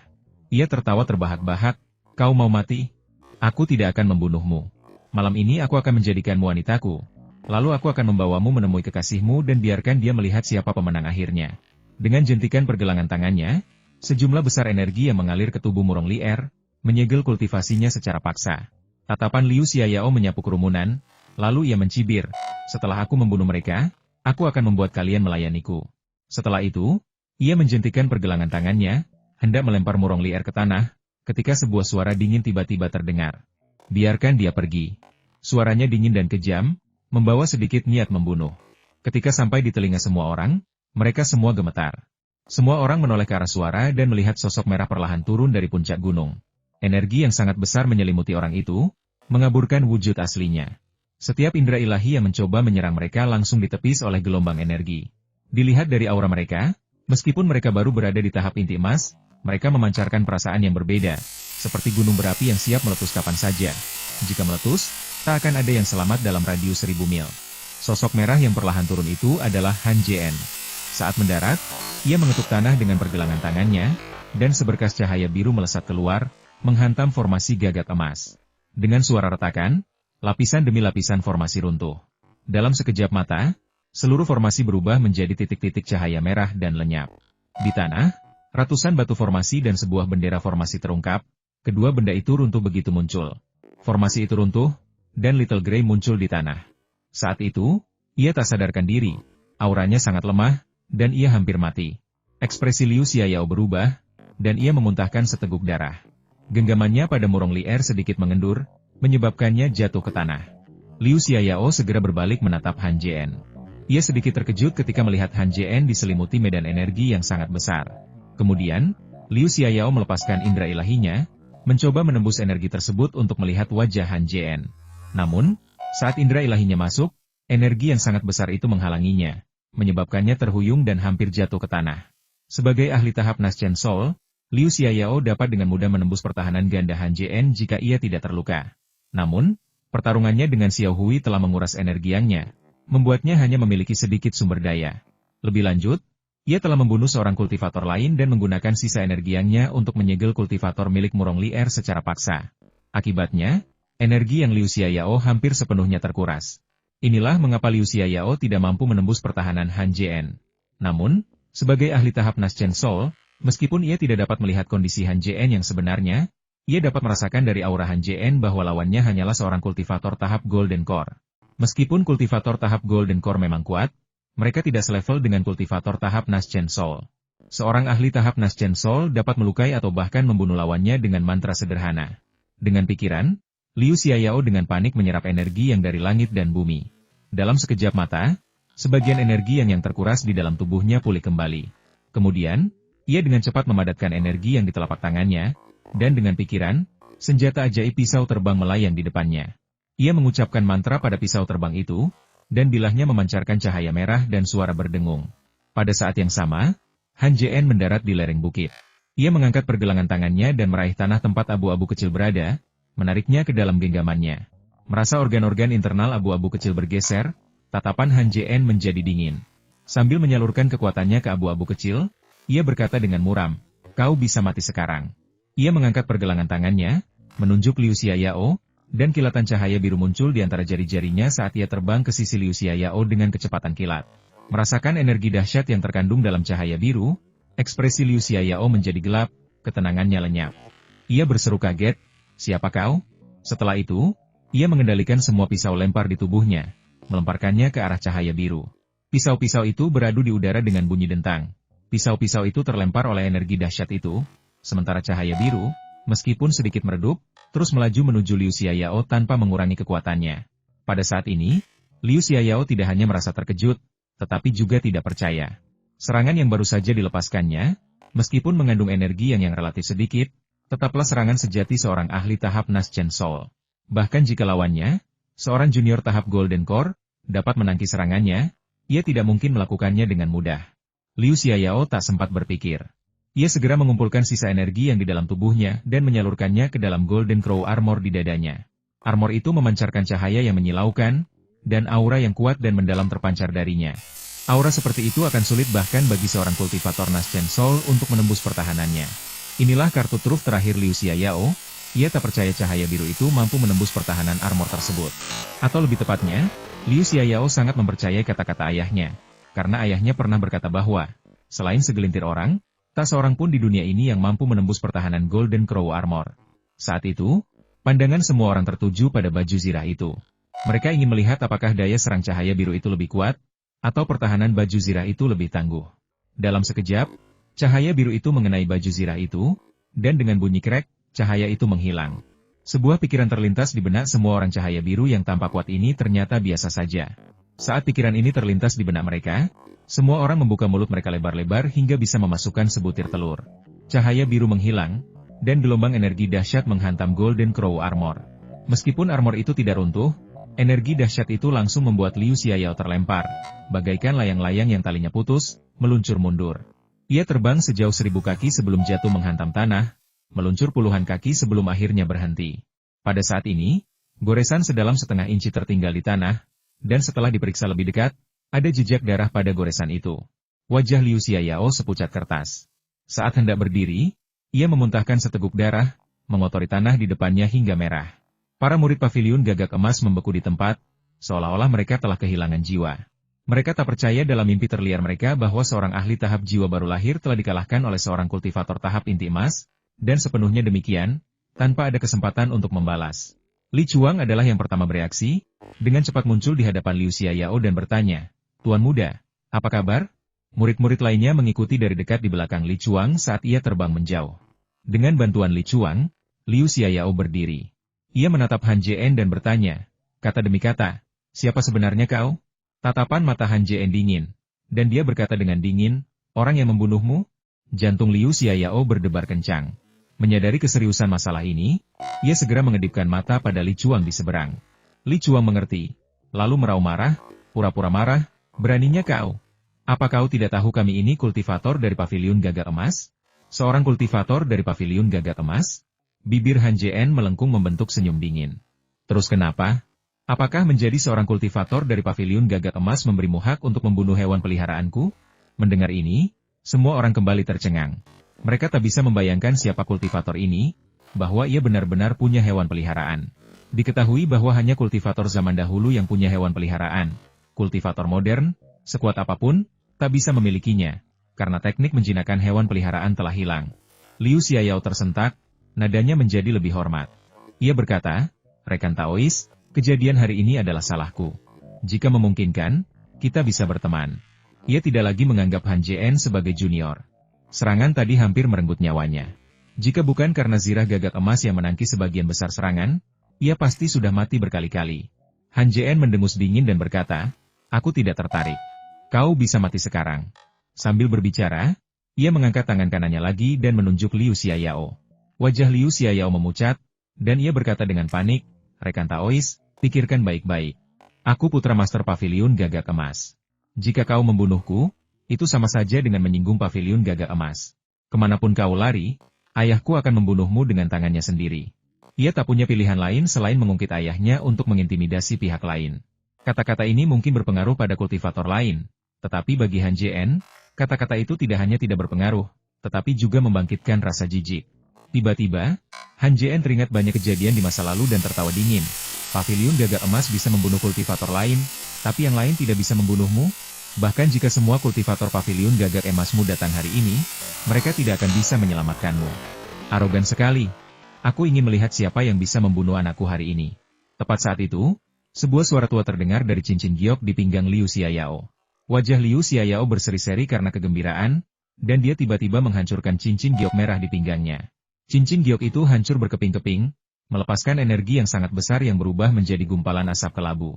Asap itu dengan cepat menyatu, membubung ke udara, dan menyatu menjadi sosok seorang lelaki tua. Wajah lelaki tua itu serius, raut wajahnya jelas, dan matanya bersinar terang, seolah-olah dapat melihat menembus langit dan bumi. Terlebih lagi, ia memancarkan aura yang mampu menghancurkan dunia, seolah-olah ia dapat memusnahkan seluruh wilayah hanya dengan jentikan tangannya. Orang ini tidak lain adalah ayah Liu Xiaoyao, penguasa paviliun gagak emas, dan orang terkuat di benua itu Liu Xiangtian. Tatapan Liu Xiangtian menyapu kerumunan dengan cepat. Setiap orang yang ia lihat merasakan hawa dingin menjalar di tulang punggung mereka, energi internal mereka menunjukkan tanda-tanda runtuh. Mereka yang berada di bawah tahap inti emas batuk darah satu demi satu. Kasus yang lebih serius mengakibatkan pingsan mendadak dan penurunan tingkat kultivasi. Dalam sekejap mata, sebagian besar kultivator di sekitarnya telah tumbang, hanya menyisakan sekitar selusin ahli tahap inti emas yang nyaris tak bisa bertahan. Akhirnya, tatapan lelaki tua itu tertuju pada Han Jien. Kilatan tajam melintas di matanya yang samar, lalu melesat langsung ke arah Han Jien. Kilatan itu sangat cepat, tiba di hadapan Han Jien dalam sekejap mata, membawa aura kematian yang tak terelakkan. Alis Han Jien berkedut, lalu dia mengangkat tangannya, mengarahkan dua jari energi spiritual ke arah berkas cahaya yang datang. Kedua mantra itu bertabrakan di udara, dan setelah kilatan cahaya, keduanya menghilang. Ekspresi terkejut terpancar di mata Liu Xiangtian. Ia berseru kaget, jari penghancur jiwa? Aku tak pernah menyangka jari penghancur jiwa, sebuah mantra kuno, masih bisa muncul di benua ini. Aku tak pernah menyangka akan ada seorang kultivator dengan kekuatan ganda. Saat itu, ia tertawa terbahak-bahak dan berkata dengan penuh semangat, "Ini takdir. Ini takdir. Mulai sekarang, semua harta karun kuno ini milikku." Mendengar ini, semua orang sedikit terkejut, lalu seseorang berseru, "Seorang kultivator kekuatan ganda? Mungkinkah dia kultivator kekuatan ganda legendaris yang membunuh tanpa berkedip?" Pada saat itu, para kultivator yang masih sadar tiba-tiba menyadari masalah serius jika keduanya benar-benar bertarung, gempa susulannya akan cukup untuk membunuh mereka. Banyak kultivator yang memikirkan hal ini, mengabaikan luka-luka murid mereka dan bergegas terbang ke langit. Dilihat dari gerakan mereka yang tergesa-gesa, sepertinya penundaan sesaat saja akan merenggut nyawa mereka. Han Jien dan Liu Xiangtian tidak ikut campur dalam masalah para petani yang melarikan diri itu, tetapi saling mengawasi dengan waspada, masing-masing ingin membunuh satu sama lain. Keduanya saling menatap sejenak. Han Jien tersenyum dingin dan berkata, "Memangnya hantu biasa bisa membunuhku? Karena kau tahu aku kultivator kekuatan ganda, kau pasti tahu betapa dahsyatnya kekuatan ganda." Setelah itu, Han Jien mengalihkan pembicaraan dan menatap Liu Xiaoyao yang tak jauh darinya. Lalu berkata, "Percaya atau tidak, aku akan membunuhnya sekarang juga." Liu Xiangtian tertawa terbahak-bahak, matanya penuh penghinaan, lalu mencibir. "Seorang kultivator biasa di tahap inti emas dengan kekuatan ganda berani bersikap sombong di hadapanku? Aku di sini, mari kita lihat bagaimana kau membunuh anakku." Han Jien tiba-tiba mengangkat tangannya dan melepaskan dua jari energi spiritual ke arah Liu Xiangtian yang sedang melayang di udara. Kemudian, sosoknya melesat, langsung menuju Liu Xiaoyao. Dengan kilatan cahaya biru, ia tiba di depan Liu Xiangtian dengan kecepatan yang mencengangkan. Liu Xiangtian awalnya mengabaikan mantra yang datang, mencemooh dalam hati. Tepat saat ia hendak merapal mantra untuk membela diri, ia menemukan aura mengerikan di dalam cahaya biru. Aura ini sangat merusak jiwa, mampu melahapnya secara langsung.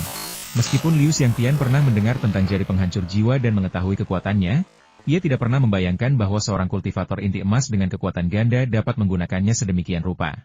Jari penghancur jiwa yang sebelumnya menghalangi sinar cahaya, meskipun kuat, tidak ada apa-apanya dibandingkan dengan keduanya. Kekuatan serangan yang terkandung dalam keduanya beberapa kali lebih besar daripada yang sebelumnya. Sebelum Liu Xiangtian dapat berpikir lebih jauh, kilatan cahaya melintas di matanya, dan dia berubah menjadi petir merah, terbang menuju dua cahaya biru. Cahaya tajam dan cahaya biru bertabrakan di udara. Cahaya tajam itu menghilang, sementara cahaya biru hanya berhenti sejenak sebelum terus terbang menuju Liu Xiangtian. Liu Xiangtian hanyalah tubuh jiwa, yang hanya memiliki 1/10 kekuatan dari jati dirinya. Jika jati dirinya muncul, mengalahkan dua serangan jari penghancur jiwa tidak akan sulit. Namun, mengingat situasi saat ini, akan sangat sulit bagi Liu Xiangtian untuk mengalahkan serangan jari penghancur jiwa. Tanpa berpikir dua kali, Liu Xiangtian segera mundur, melepaskan sinar cahaya. Saat sinar-sinar ini dilepaskan, tubuh ilusinya menjadi transparan. Saat ia mundur, Liu Xiangtian melihat Han Jien langsung menuju putranya. Ia meraung dan berkata dengan dingin, "Nak, jika kau berani membunuh anakku, aku akan membuatmu menyesal pernah dilahirkan." Setelah mundur 100 kaki, Liu Xiangtian akhirnya mematahkan 2 serangan jari penghancur jiwa. Ia menghela napas lega dan hendak menyelamatkan putranya ketika ia melihat Han Jian telah menangkap Liu Xiaoyao. Han Jian mencengkeram Liu Xiaoyao, matanya berkilat penuh niat membunuh. Melihat Li Chuang dan yang lainnya hendak meraih kantong penyimpanan mereka, ia berteriak, "Berhenti kalau kalian tidak ingin dia mati." Li Chuang dan yang lainnya tanpa ragu-ragu melirik Liu Xiangtian di belakang mereka, tidak yakin apa yang harus dilakukan. Marah karena putranya tertangkap, Liu Xiangtian dengan marah berkata, "Lepaskan dia." Han Jian mencibir, matanya penuh penghinaan, dan berkata, "Lepaskan dia? Putramu bisa membunuh orang lain. Jadi kenapa aku tidak bisa membunuhnya?" Liu Xiangtian jelas sangat peduli pada putranya, dan nadanya sedikit melunak saat berkata, "Asal kau bisa membebaskan putraku, kau boleh meminta apa saja. Asal itu masih dalam batas kemampuanku, aku pasti akan setuju." Kata-kata seperti itu mungkin berguna bagi kultivator lain, tetapi sama sekali tidak berguna bagi Han Jian. Setelah bertahun-tahun berkecimpung di dunia kultivasi, Han Jian bukan lagi kultivator yang tidak tahu apa-apa seperti dulu. Ia tahu betul bahwa ia telah berselisih dengan pavilion gagak emas, dan bahkan jika ia melepaskan Liu Xiaoyao sekarang, mereka tetap akan memburunya. Karena topengnya telah terkoyak, kata-kata selanjutnya tidak ada gunanya. Mengingat kepribadian Han Jian, ia tidak menyukai obrolan kosong, dan dengan dingin berkata, "Dia bisa mati sekarang." Han Jian tiba-tiba mengerahkan kekuatan dengan tangan kanannya, menyalurkan kekuatan luar biasa ke tubuh Liu Xiaoyao melalui kedua tangannya. Wajah Liu Xiaoyao menggelap, lalu ia kejang-kejang, mulutnya berbusa. Energi yangnya tersegel, dan kekuatan hidupnya terkuras dengan kecepatan yang mengkhawatirkan. Tuan muda yang tadinya arogan, merasakan kematian mendekat, akhirnya panik dan berteriak, "Rekan Taois, tolong lepaskan aku. Jika kau melepaskanku, aku akan memberikanmu apapun." Permohonan belas kasihan Liu Xiaoyao sama sekali tidak berpengaruh. Melihat Han Jian tak berniat berhenti, ia menggertakkan gigi dan berteriak kepada ayahnya di langit, "Ayah, selamatkan aku tak ingin mati." Suaranya menjadi serak, dan ia tampak sangat berantakan. Ia tidak terlihat seperti ahli tahap Naschen Soul, melainkan seperti anjing liar. Mendengar tangisan putranya, Liu Xiangtian merasakan sakit di hatinya dan berteriak, "Apakah kamu akan melepaskannya atau tidak?" Tatapan Han Jian dingin, ekspresinya tak berubah. Saat ia menatap Liu Xiaoyao, ia seperti sedang menatap orang mati. Liu Xiangtian meraung ke langit, "Li Chuang, lakukan gerakan." Keraguan tampak jelas di wajah Li Chuang dan yang lainnya. Mereka tahu jika mereka bergerak, mereka pasti akan mati di tangan lawan. Meskipun lawannya hanyalah seorang kultivator inti emas, membunuh tuan muda mereka semudah menghancurkan semut. Apakah benar-benar butuh usaha lebih untuk membunuh mereka? Jika mereka tidak bertindak sekarang, bahkan jika mereka selamat, mereka akan dieksekusi oleh Master Pavilion. Mengambil tindakan berarti kematian, tidak mengambil tindakan juga berarti kematian. Setelah memikirkan hal ini, Li Chuang dan yang lainnya secara bersamaan meraih kantong penyimpanan mereka, mengeluarkan harta sihir masing-masing, dan menyerang Han Jian. Saat itu, mereka mengerti bahwa dibunuh oleh Han Jian mungkin tidak berarti jiwa mereka akan hancur total.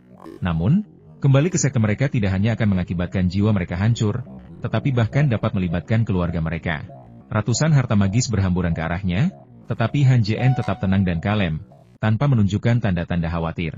Tiba-tiba, ia mengangkat tangan kanannya dan mengayunkannya ke depan. Mantra angin dilepaskan, dan dengan suara mendesing, mantra itu tiba di depan ratusan harta magis, menyapu semuanya ke langit. Para kultivator benua gagak emas terutama menggunakan energi yang dalam mantra mereka, yang umumnya merupakan mantra atribut api. Mantra atribut angin, seperti yang ada di benua 10 arah, sama sekali tidak ada. Angin kencang menerbangkan artefak magis, dan Li Chuang dan yang lainnya merasakan hentakan di hati mereka saat merasakan hilangnya koneksi dengan artefak tersebut. Mereka langsung batuk darah, wajah mereka dipenuhi kengerian. Ini adalah artefak magis kelahiran mereka, yang terpatri dengan kesadaran ilahi mereka. Hilangnya koneksi hanya bisa berarti satu hal, artefak ini telah runtuh setelah melayang ke langit. Jika tidak, fenomena seperti itu mustahil terjadi. Menyadari bahwa satu mantra saja dapat menghancurkan ratusan artefak sihir, Li Chuang dan yang lainnya dapat dengan mudah melihat bahwa lawan mereka tidak berniat membunuh mereka. Jika mereka ingin membunuh mereka, hembusan angin itu tidak perlu terbang ke langit. Hembusan itu bisa saja meluncur ke arah mereka. Sangat sedikit dari mereka yang mampu menahannya, dan bahkan mereka yang nyaris tak mampu menangkisnya pun akan terluka parah. Semua orang benar, Han Jian sungguh tidak ingin membunuh mereka. Ia bisa langsung membunuh kultivator di bawah tahap Naschen Soul tanpa perlu bersusah payah. Han Jian melakukan ini hanya untuk satu tujuan, ia ingin Liu Xiaoyao mengerti bahwa tak seorang pun bisa menyelamatkannya, dan mati dalam keputusasaan. Liu Xiaoyao benar-benar putus asa. Kekuatan Han Jian melampaui imajinasinya. Merasa jiwanya mulai menghilang, Ia menutup matanya dengan putus asa dan berteriak sekuat tenaga. Ayah, kau harus membalaskan dendam putramu. Suaranya masih bergema di udara saat jiwanya menghilang dan ia pun tewas di tempat. Melihat putranya mati di depan matanya, Liu Xiangtian murka dan meraung. Bajingan, aku akan membuatmu membayar ini dengan darah. Ia menjadi gila, muncul di hadapan Han Jien dalam sekejap. Tangannya dengan cepat membentuk segel tangan. Aliran energi yang sangat besar memancar dari tubuhnya, membentuk tekanan jiwa yang mengerikan yang turun ke atas Han Jien. Karena wujud ilusinya, ia tidak bisa menggunakan mantra yang terutama berbasis energi yang. Ia hanya bisa membunuh Han Jien dengan paksa menggunakan kekuatan jiwanya. Meskipun kekuatan jiwa Han Jien lebih rendah daripada Liu Xiangtian, ia bertarung dengan tubuh fisiknya. Ia segera mendengus dingin dan melepaskan kekuatan ganda di dalam tubuhnya. Di bawah kendalinya, kekuatan ganda yang besar itu melonjak menuju tekanan jiwa. Kekuatan ganda tersebut bertabrakan dengan tekanan jiwa, menghasilkan ledakan keras. Dengan setiap benturan, tekanan jiwa, tanpa pengisian ulang lebih lanjut, akhirnya tak mampu menahan serangan Han Jien dan runtuh. Wajah Liu Xiangtian berkedut, amarahnya hampir tak terkendali. Jika ia muncul dalam wujud fisiknya, kemungkinan besar ia akan melepaskan mantra penghancur dunia, memusnahkan seluruh area ini. Namun saat ini, Liu Xiangtian tak berdaya menghentikan pembunuhan itu. Merasakan tubuh ilusinya perlahan menjadi transparan dan akan menghilang, ia tertawa terbahak-bahak, menatap Han Jien, dan mengumpat, kata demi kata. Wah, kau punya nyali. Aku, Liu Xiangtian, bersumpah demi matahari hari ini bahwa kemanapun aku pergi, dari surga tertinggi hingga neraka terdalam, aku akan membunuhmu sendiri. Setelah mengatakan ini, tubuh ilusinya menjadi sepenuhnya transparan, dan angin sepau-sepau bertiup, membuatnya lenyap. Saat itu, seberkas cahaya putih melesat cepat dari langit tempat Liu Xiangtian melayang, langsung menuju dahi Han Jien. Cahaya itu luar biasa cepat, tanpa kewaspadaan ekstra, cahaya itu akan mudah terlewat, memungkinkan serangan itu berhasil. Han Jien telah mengamati area langit itu saat wujud ilusi Liu Xiangtian menghilang. Ia tidak percaya Liu Xiangtian akan mengucapkan kata-kata seperti itu tanpa bertindak. Jika tidak, wujud ilusinya tidak akan lenyap secepat itu. Saat cahaya putih itu terbang ke arahnya, mata Han Jien berkilat, dan indera keilahiannya yang luar biasa mendarat di sana. Ia menyadari bahwa cahaya putih itu dipenuhi aura yang melahap jiwa, dan ia sedikit terkejut. Aura ini agak mirip dengan teknik jari penghancur jiwa. Satu-satunya perbedaan adalah cahaya putih ini hanya bisa melahap jiwa, tetapi tidak bisa membunuh kultivator. Namun, ketika Han Jien mencoba menghentikan energi itu secara paksa dengan indera keilahiannya, ia mendapati bahwa energi yang terkandung dalam cahaya putih itu terlalu besar dan sama sekali tak terkendali. Han Jien tiba-tiba mundur, dan pada saat yang sama, ia mengangkat tangan kanannya dan melancarkan serangan jari energi spiritual ke arah cahaya putih. Lebih tepatnya, serangan itu seharusnya disebut jari penghancur jiwa, karena jari energi spiritual itu tidak mengandung energi spiritual apapun, melainkan sepenuhnya terdiri dari kekuatan ganda, sehingga sebutan jari penghancur jiwa lebih tepat. Lagi pula, di era kultivator kuno, jari energi spiritual adalah level pertama dari jari penghancur jiwa. Kilatan cahaya biru melesat menuju cahaya putih. Setelah berkontak, keduanya tidak saling meniadakan, dan salah satu mantranya pun tidak menghilang. Sebaliknya, cahaya putih menyerap cahaya biru tersebut. Melihat hal ini, hati Han Jien menegang. Ia memfokuskan indera keilahiannya pada cahaya putih, merasakan energi yang terkandung di dalamnya semakin meningkat. Ia mengangkat tangannya dan menunjuk Li Chuang, yang tak jauh darinya, lalu berteriak tajam, mantra macam apa ini? Li Chuang merasa tubuhnya terkunci erat dalam tatapan Han Jien. Jika ia tidak menjawab, Han Jien pasti akan membunuhnya. Saat itu, Li Chuang tak punya pilihan selain berkata, ini adalah salah satu dari 3 mantra hebat pavilion gagak emas, yang disebut kutukan jiwa. Setelah mantra ini dirapalkan, kecuali kultivasimu lebih tinggi dari lawan, kau tak akan bisa mematahkannya. Li Chuang tak menyangka Han Jien bisa menangkis mantra ini. Ia menjelaskannya dengan sangat rinci agar Han Jien bisa fokus pada mantra itu dan berhenti menunjuknya. Han Jien menarik lengannya dan mempercepat langkahnya. Seketika ia mundur sejauh 100 kaki. Pikirannya berpacu, dan akhirnya ia menyimpulkan bahwa kata-kata Li Chuang memang benar, tetapi ia tak dapat memikirkan cara yang lebih baik untuk mematahkan kutukan jiwa. Tiba-tiba, secercah inspirasi menyambar Han Jien. Ia menepuk kantong penyimpanan di pinggangnya, dan cermin perunggu gagak emas muncul di tangannya. Ia kemudian melepaskan semburan energi spiritual ke permukaan cermin. Ketika Li Chuang dan yang lainnya melihat Han Jien mengeluarkan pavilion gagak emas, mata mereka terbelalak tak percaya. Seseorang berseru, cermin ilahi gagak emas. Semua orang tercengang. Mereka tidak habis pikir bagaimana artefak paling berharga pavilion gagak emas, yang dulunya berada di tangan Master Pavilion Liu Xiangtian, bisa sampai ke tangannya. Semua orang tercengang ketika 2 berkas cahaya biru muncul di dalam cermin, menyatu dengan cepat di bawah kendali Han Jien. Saat area gabungan meluas, aura yang cukup kuat untuk menghancurkan langit dan bumi terpancar dari cermin. Bersamaan dengan itu, mata kesembilan gagak emas menyala. Mata merah mereka yang semula tiba-tiba berubah menjadi biru. Mata biru itu memancarkan hawa dingin yang tak berujung, bagai gunung es yang tak pernah mencair selama ribuan tahun, membuat siapapun yang melihatnya merasa seolah-olah membeku. Cahaya putih itu bergerak sangat cepat, tiba di depannya dalam sekejap mata. Han Jien menggertakkan giginya dan mempercepat penggabungan dua mantra.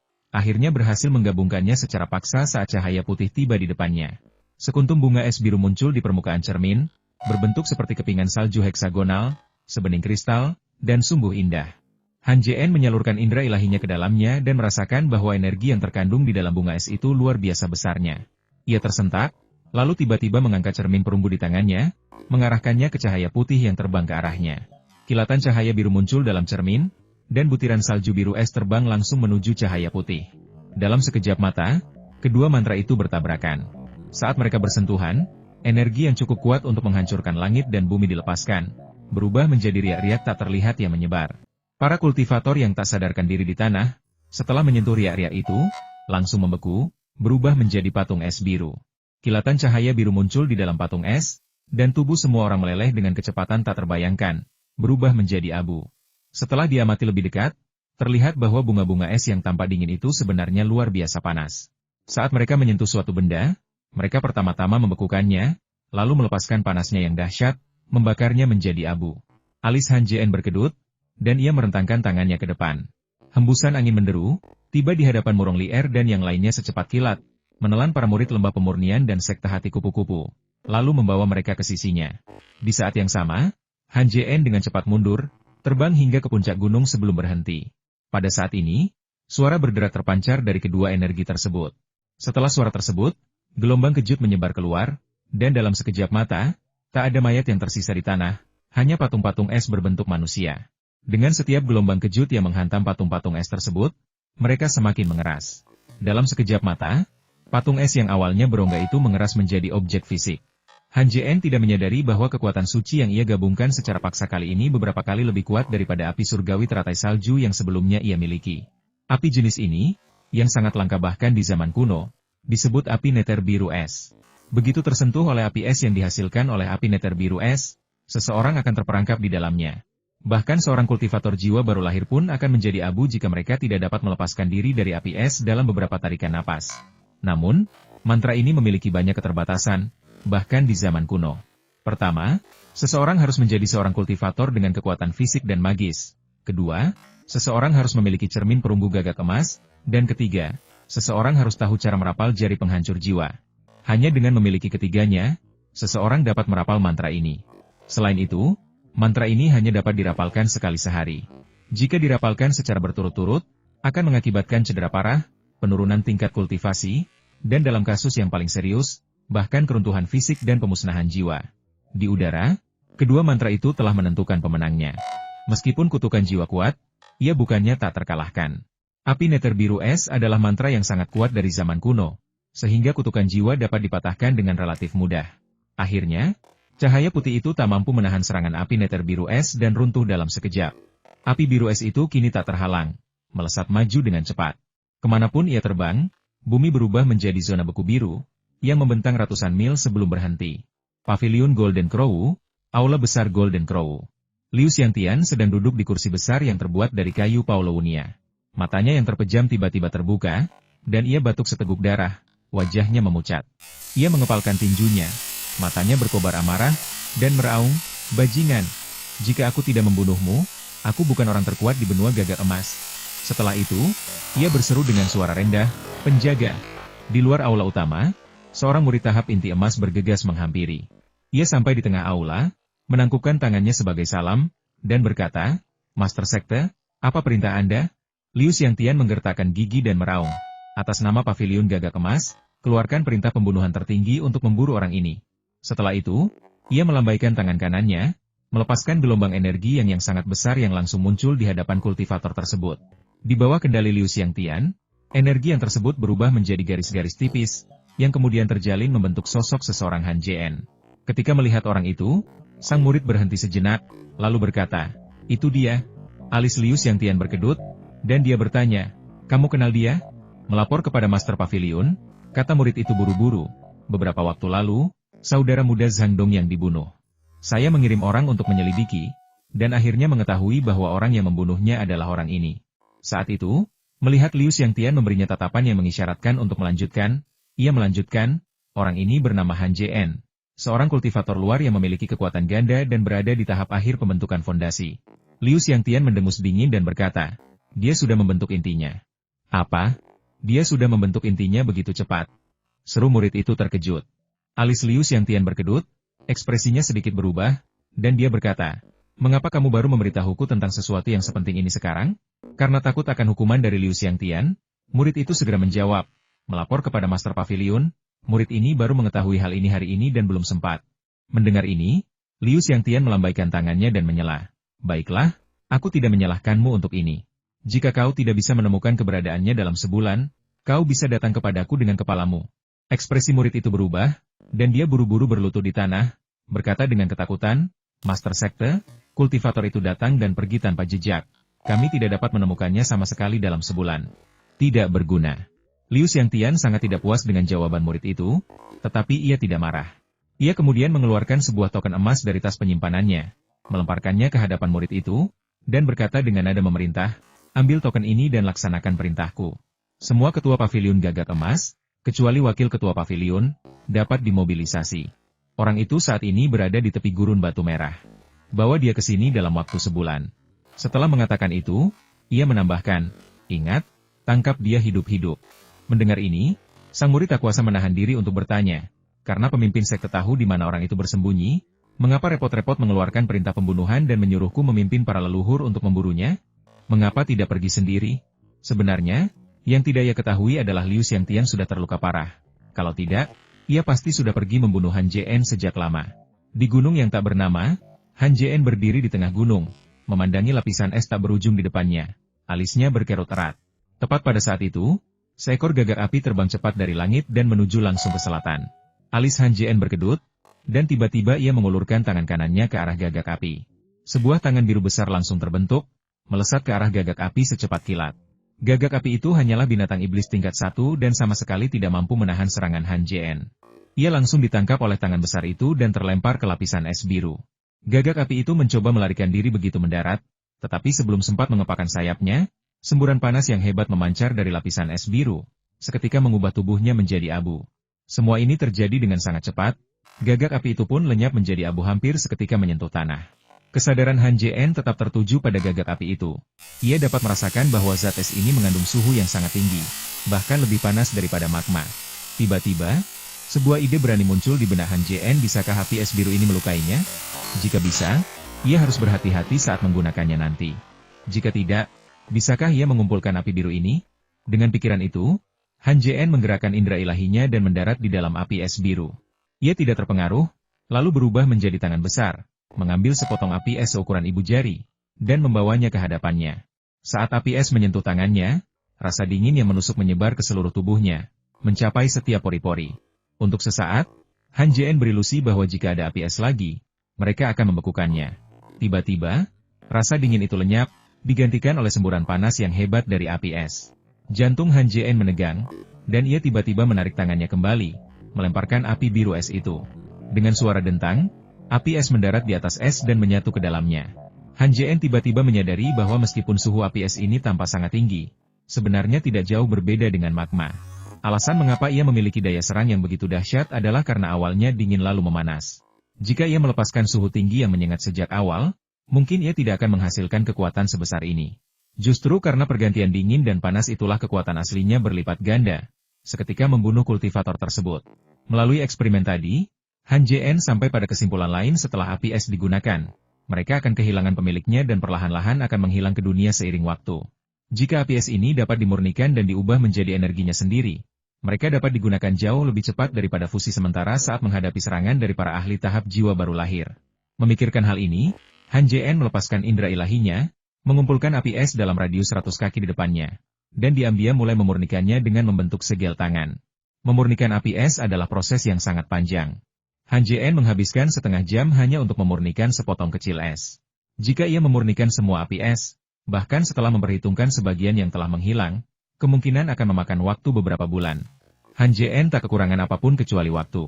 Jika Liu Xiangtian menyusul, meskipun ia terus-menerus melepaskan kemampuan ilahi di dalam cermin perunggu gagak emas, ia mungkin takkan mampu membunuhnya. Ketika Liu Xiangtian muncul, Han Jien merasakan bahwa meskipun ia seorang kultivator jiwa baru lahir, auranya jauh lebih kuat daripada kebanyakan kultivator jiwa baru lahir, bahkan melampaui aura seorang ahli jiwa baru lahir tahap akhir. Lebih lanjut, Han Jien merasa bahwa jika Liu Xiangtian menyerang, ia dapat dengan mudah membunuh seorang ahli jiwa baru lahir. Han Jien tidak tahu apakah firasat ini benar, tetapi ia yakin bahwa Liu Xiangtian bukanlah kultivator jiwa baru lahir biasa. Kemungkinan besar ia menyimpan rahasia yang tak diketahui. Sekuat apapun Liu Xiangtian, itu bukanlah prioritas utama. Prioritasnya adalah menemukan tempat untuk bersembunyi dan menghindari kejarannya. Dengan pikiran ini, Han Jien melepaskan kekuatannya yang luar biasa, menciptakan tangan tak terlihat yang menekan es di tanah dan melemparkannya ke dalam cermin perunggu gagak emas. Kemudian, ia mengambil tas penyimpanan dari pinggang seorang murid dari lembah pemurnian, menghapus jejak spiritual murid tersebut secara paksa, mengenakan jubah, dan menggunakan teknik gale untuk menyapu orang-orang di sekitarnya. Setelah menentukan arahnya, ia memanggil pedang hijau kecilnya dan mulai mengukir cepat di antara pegunungan. Sesaat kemudian, sebuah gua batu tanpa dasar muncul di hadapan Han Jien. Han Jien bergerak cepat, memimpin semua orang ke bawah tanah. Setelah terbang lebih dari 100 kaki, ia melancarkan serangan telapak tangan ke arah pegunungan. Kekuatan serangan ini menyebabkan seluruh pegunungan berguncang hebat. Seiring guncangan semakin cepat, akhirnya menghasilkan suara gemuruh yang memekakan telinga, dan puncak setinggi 1000 kaki itu runtuh seketika, menutupi gua dalam yang baru saja digali. Sementara itu, Han Jien telah tiba di lava. Lalu, dalam sekejap, terbang langsung menuju dasar lava. Karena cermin perunggu gagak emas dapat mengisolasi lava, ia terbang turun tanpa hambatan. Seiring berjalannya waktu, Han Jien terbang semakin dalam, hingga ia tak tahu lagi berapa meter ia telah turun. Akhirnya, kilatan cahaya muncul di dunia magma merah menyala, dan Han Jien tahu bahwa apa yang dicarinya telah muncul. Ia tiba-tiba berakselerasi dan terbang lurus ke depan. Jauh di dalam magma, sebuah perisai raksasa berdiri tegak di antara bebatuan merah menyala. Batuan bawah tanah, yang dipanggang oleh panas magma yang dahsyat selama jutaan tahun, belum meleleh, kekerasannya tak terbayangkan. Sosok Han Jien berkelebat, muncul di samping perisai itu. Indra ilahinya terfokus padanya sambil mengamatinya dengan saksama. Setelah mengamati sejenak, Han Jien tak kuasa menahan napas. Dalam suhu setinggi itu, perisai itu tidak meleleh. Malah, tetap utuh sepenuhnya. Ia bertanya-tanya terbuat dari bahan apa perisai itu. Alis Han Jien berkerut, dan ia melancarkan serangkaian serangan berkekuatan ganda ke perisai itu, menyebabkannya menyusut dengan cepat hingga hanya seukuran telapak tangan. Dengan lambaian tangan kanannya, perisai Han Jien terbang cepat ke depannya di bawah bimbingan akal sehatnya, dan dia kemudian melemparkannya ke dalam tas penyimpanannya. Setelah menyingkirkan perisainya, Han Jien melepaskan indera ilahinya, yang langsung runtuh saat memasuki magma. Diam-diam ia menghela napas lega. Meskipun tempat ini terletak jauh di dalam magma dan sangat berbahaya, tempat ini juga merupakan tempat teraman. Panas magma yang intens menghalangi deteksi indera ilahi. Bahkan jika para kultivator pavilion gagak emas tahu dia ada di sini, mereka mungkin tidak akan dapat menentukan lokasi persisnya. Namun, karena cermin perunggu gagak emas dapat menghalangi datangnya magma, pasti ada cermin perunggu gagak emas lain di dalam pavilion gagak emas. Apakah cermin perunggu gagak emas yang lain itu memiliki kekuatan supernatural seperti itu? Memikirkan hal ini, Han Jien mengerutkan kening, lalu memanggil pedang hijau kecilnya dan terbang menuju batu di dekatnya. Kilatan cahaya menampakkan gua besar di hadapan mereka. Sosok Han Jien menghilang saat ia membawa kelompok yang tak sadarkan diri itu langsung ke dalam gua. Ia kemudian memasang serangkaian formasi di sekeliling gua, menempatkan cermin perunggu gagak emas di dalamnya untuk memastikan lava di sekitarnya tidak mengalir ke dalam gua. Lava itu sangat panas. Jika lava merembes ke dalam gua melalui formasi tersebut, atau jika formasi tersebut runtuh dan mengalir keluar, kemungkinan besar tak seorang pun akan selamat. Bahkan Han Jien, dengan kekuatan gandanya, tak akan mampu menahan lava panas tanpa perlindungan cermin perunggu gagak emas. Saat Han Jien menyusun formasi, ia melirik semua orang dan hendak duduk bersila di tanah untuk mulai berkultivasi ketika tatapannya menyapu ke arah Murong Lier. Melihat wajahnya yang pucat, ia teringat bahwa kultivasinya telah disegel. Ia berjalan beberapa langkah ke arahnya, meletakkan tangannya di pergelangan tangannya, dan melepaskan semburan kekuatan dahsyat yang menyerbu ke dalam tubuhnya, langsung menghancurkan segel tersebut. Mata tertutup Murong Lier berkedut sedikit, lalu perlahan ia membukanya. Ketika ia membuka mata dan melihat Han Jien berjongkok di sampingnya, ia sedikit terkejut, lalu berseru, "Han Jien, apa kabar?" Wajahnya dipenuhi kekhawatiran. Tetapi melihat Han Jien baik-baik saja, ia menghela napas lega. Tatapannya menyapu sekeliling, lalu ia melanjutkan, "Di mana ini?" Han Jian tersenyum tipis dan berkata, "Aku baik-baik saja." "Apakah ini dunia bawah tanah?" Murong Lier mengerutkan kening, wajahnya penuh kebingungan, dan berkata, "Dunia bawah?" Han Jian mengangkat tangan kanannya dan merapal mantra berkekuatan ganda ke arah susunan tak jauh dari sana. Mantra itu mendarat di susunan itu, dan susunan yang awalnya berwarna putih tiba-tiba menjadi transparan, memperlihatkan pemandangan di luar. Hanya lava yang bergulung-gulung di hadapannya. Mata Murong Lier terbelalak tak percaya dan berseru, "Lava? Bagaimana kita bisa sampai begitu dalam di inti bumi?" Melihat raut wajah khawatir di wajah Murong Lier, Han Jian tahu apa yang dipikirkannya. Ia memberinya tatapan meyakinkan dan berkata, "Aku yang membawamu ke sini." Mendengar ini, Murong Lier tiba-tiba menyadari sesuatu dan buru-buru melihat sekeliling. Melihat Yao Fei dan yang lainnya tergeletak tak berdaya di tanah, ia ternganga lagi dan berseru, "Kalian berhasil membawa begitu banyak orang ke sini sekaligus?" Dengan tingkat kultivasinya saat ini, ia hanya bisa membawa sekitar selusin orang saja. Kultivasi Han Jian sebanding dengannya. Namun ia telah membawa semua murid dari Lembah Pemurnian dan Sekte Hati Kupu-Kupu. Perlu diingat, kedua sekte tersebut telah membawa lebih dari 30 murid kali ini. Membawa begitu banyak murid ke kedalaman bumi sekaligus ia benar-benar tak habis pikir bagaimana Han Jian bisa melakukannya. Saat itu, tatapannya pada Han Jian seolah-olah ia sedang melihat monster. Han Jian mengangguk menjawab pertanyaan Murong Lier, lalu berkata, "Aku perlu menstabilkan tingkat kultivasiku saat ini. Tak seorang pun boleh menggangguku." Ia lalu melirik orang-orang di sekitarnya dan berkata, "Setelah mereka bangun, biarkan mereka berkultivasi di sini. Ingat, apapun yang terjadi, tak seorang pun boleh menggunakan formasi apapun." Murong Lier tersenyum kecut. Sekalipun Han Jian tidak mengatakan apa-apa, mereka tidak akan meninggalkan formasi. Di luar formasi itu terdapat magma yang membara. Setetes saja akan melenyapkan jiwa mereka. Kecuali mereka gila atau ingin mati, mereka tidak akan berani berkeliaran. Karena itu, setelah mendengar kata-kata Han Jian, ia mengangguk dan berkata, "Jangan khawatir, kami tidak akan berkeliaran." Dengan jentikan pergelangan tangannya, Han Jian menyiapkan formasi kecil di dalam formasi utama, lalu melesat ke dalamnya. Setelah memasuki formasi, Han Jian duduk bersila di tanah dan mulai berkultivasi. Karena baru mencapai tahap inti emasnya masih belum stabil, ia bertekad untuk segera menstabilkannya. Setelah pertempuran tadi, ia telah menghabiskan sebagian besar kekuatannya, dan jika ia tidak segera berkultivasi, inti emasnya mungkin akan runtuh, yang akan menyebabkan kemunduran dalam kultivasinya. Waktu berlalu, musim semi tiba dan musim gugur berlalu, dan 3 tahun telah berlalu dalam sekejap mata. Selama 3 tahun terakhir, para murid pavilion gagak emas telah mencari Han Jian siang dan malam, hampir menjelajahi seluruh benua gagak emas, tetapi masih belum menemukannya. Seolah-olah Han Jian telah menghilang dari benua gagak emas. Liu Xiantian yakin bahwa Han Jian belum mati dan pasti bersembunyi di suatu tempat di benua gagak emas. Tetapi ia tidak dapat membayangkan tempat seperti apa yang bisa begitu tersembunyi sehingga bahkan kutukan jiwanya pun tidak dapat menemukannya. Meskipun kutukan jiwanya gagal, Han Jian masih membawa aura kutukan tersebut. Dalam jarak tertentu, keberadaannya dapat dirasakan. Awalnya, Liu Xiantian juga percaya bahwa Han Jian telah mengembangkan teknik penyembunyian untuk menyembunyikan auranya. Namun, setelah mencari sendiri, ia yakin bahwa Han Jian tidak menyembunyikan auranya, melainkan bersembunyi di tempat yang terisolasi oleh sihir, atau mungkin di dalam formasi besar, sehingga mustahil ditemukan.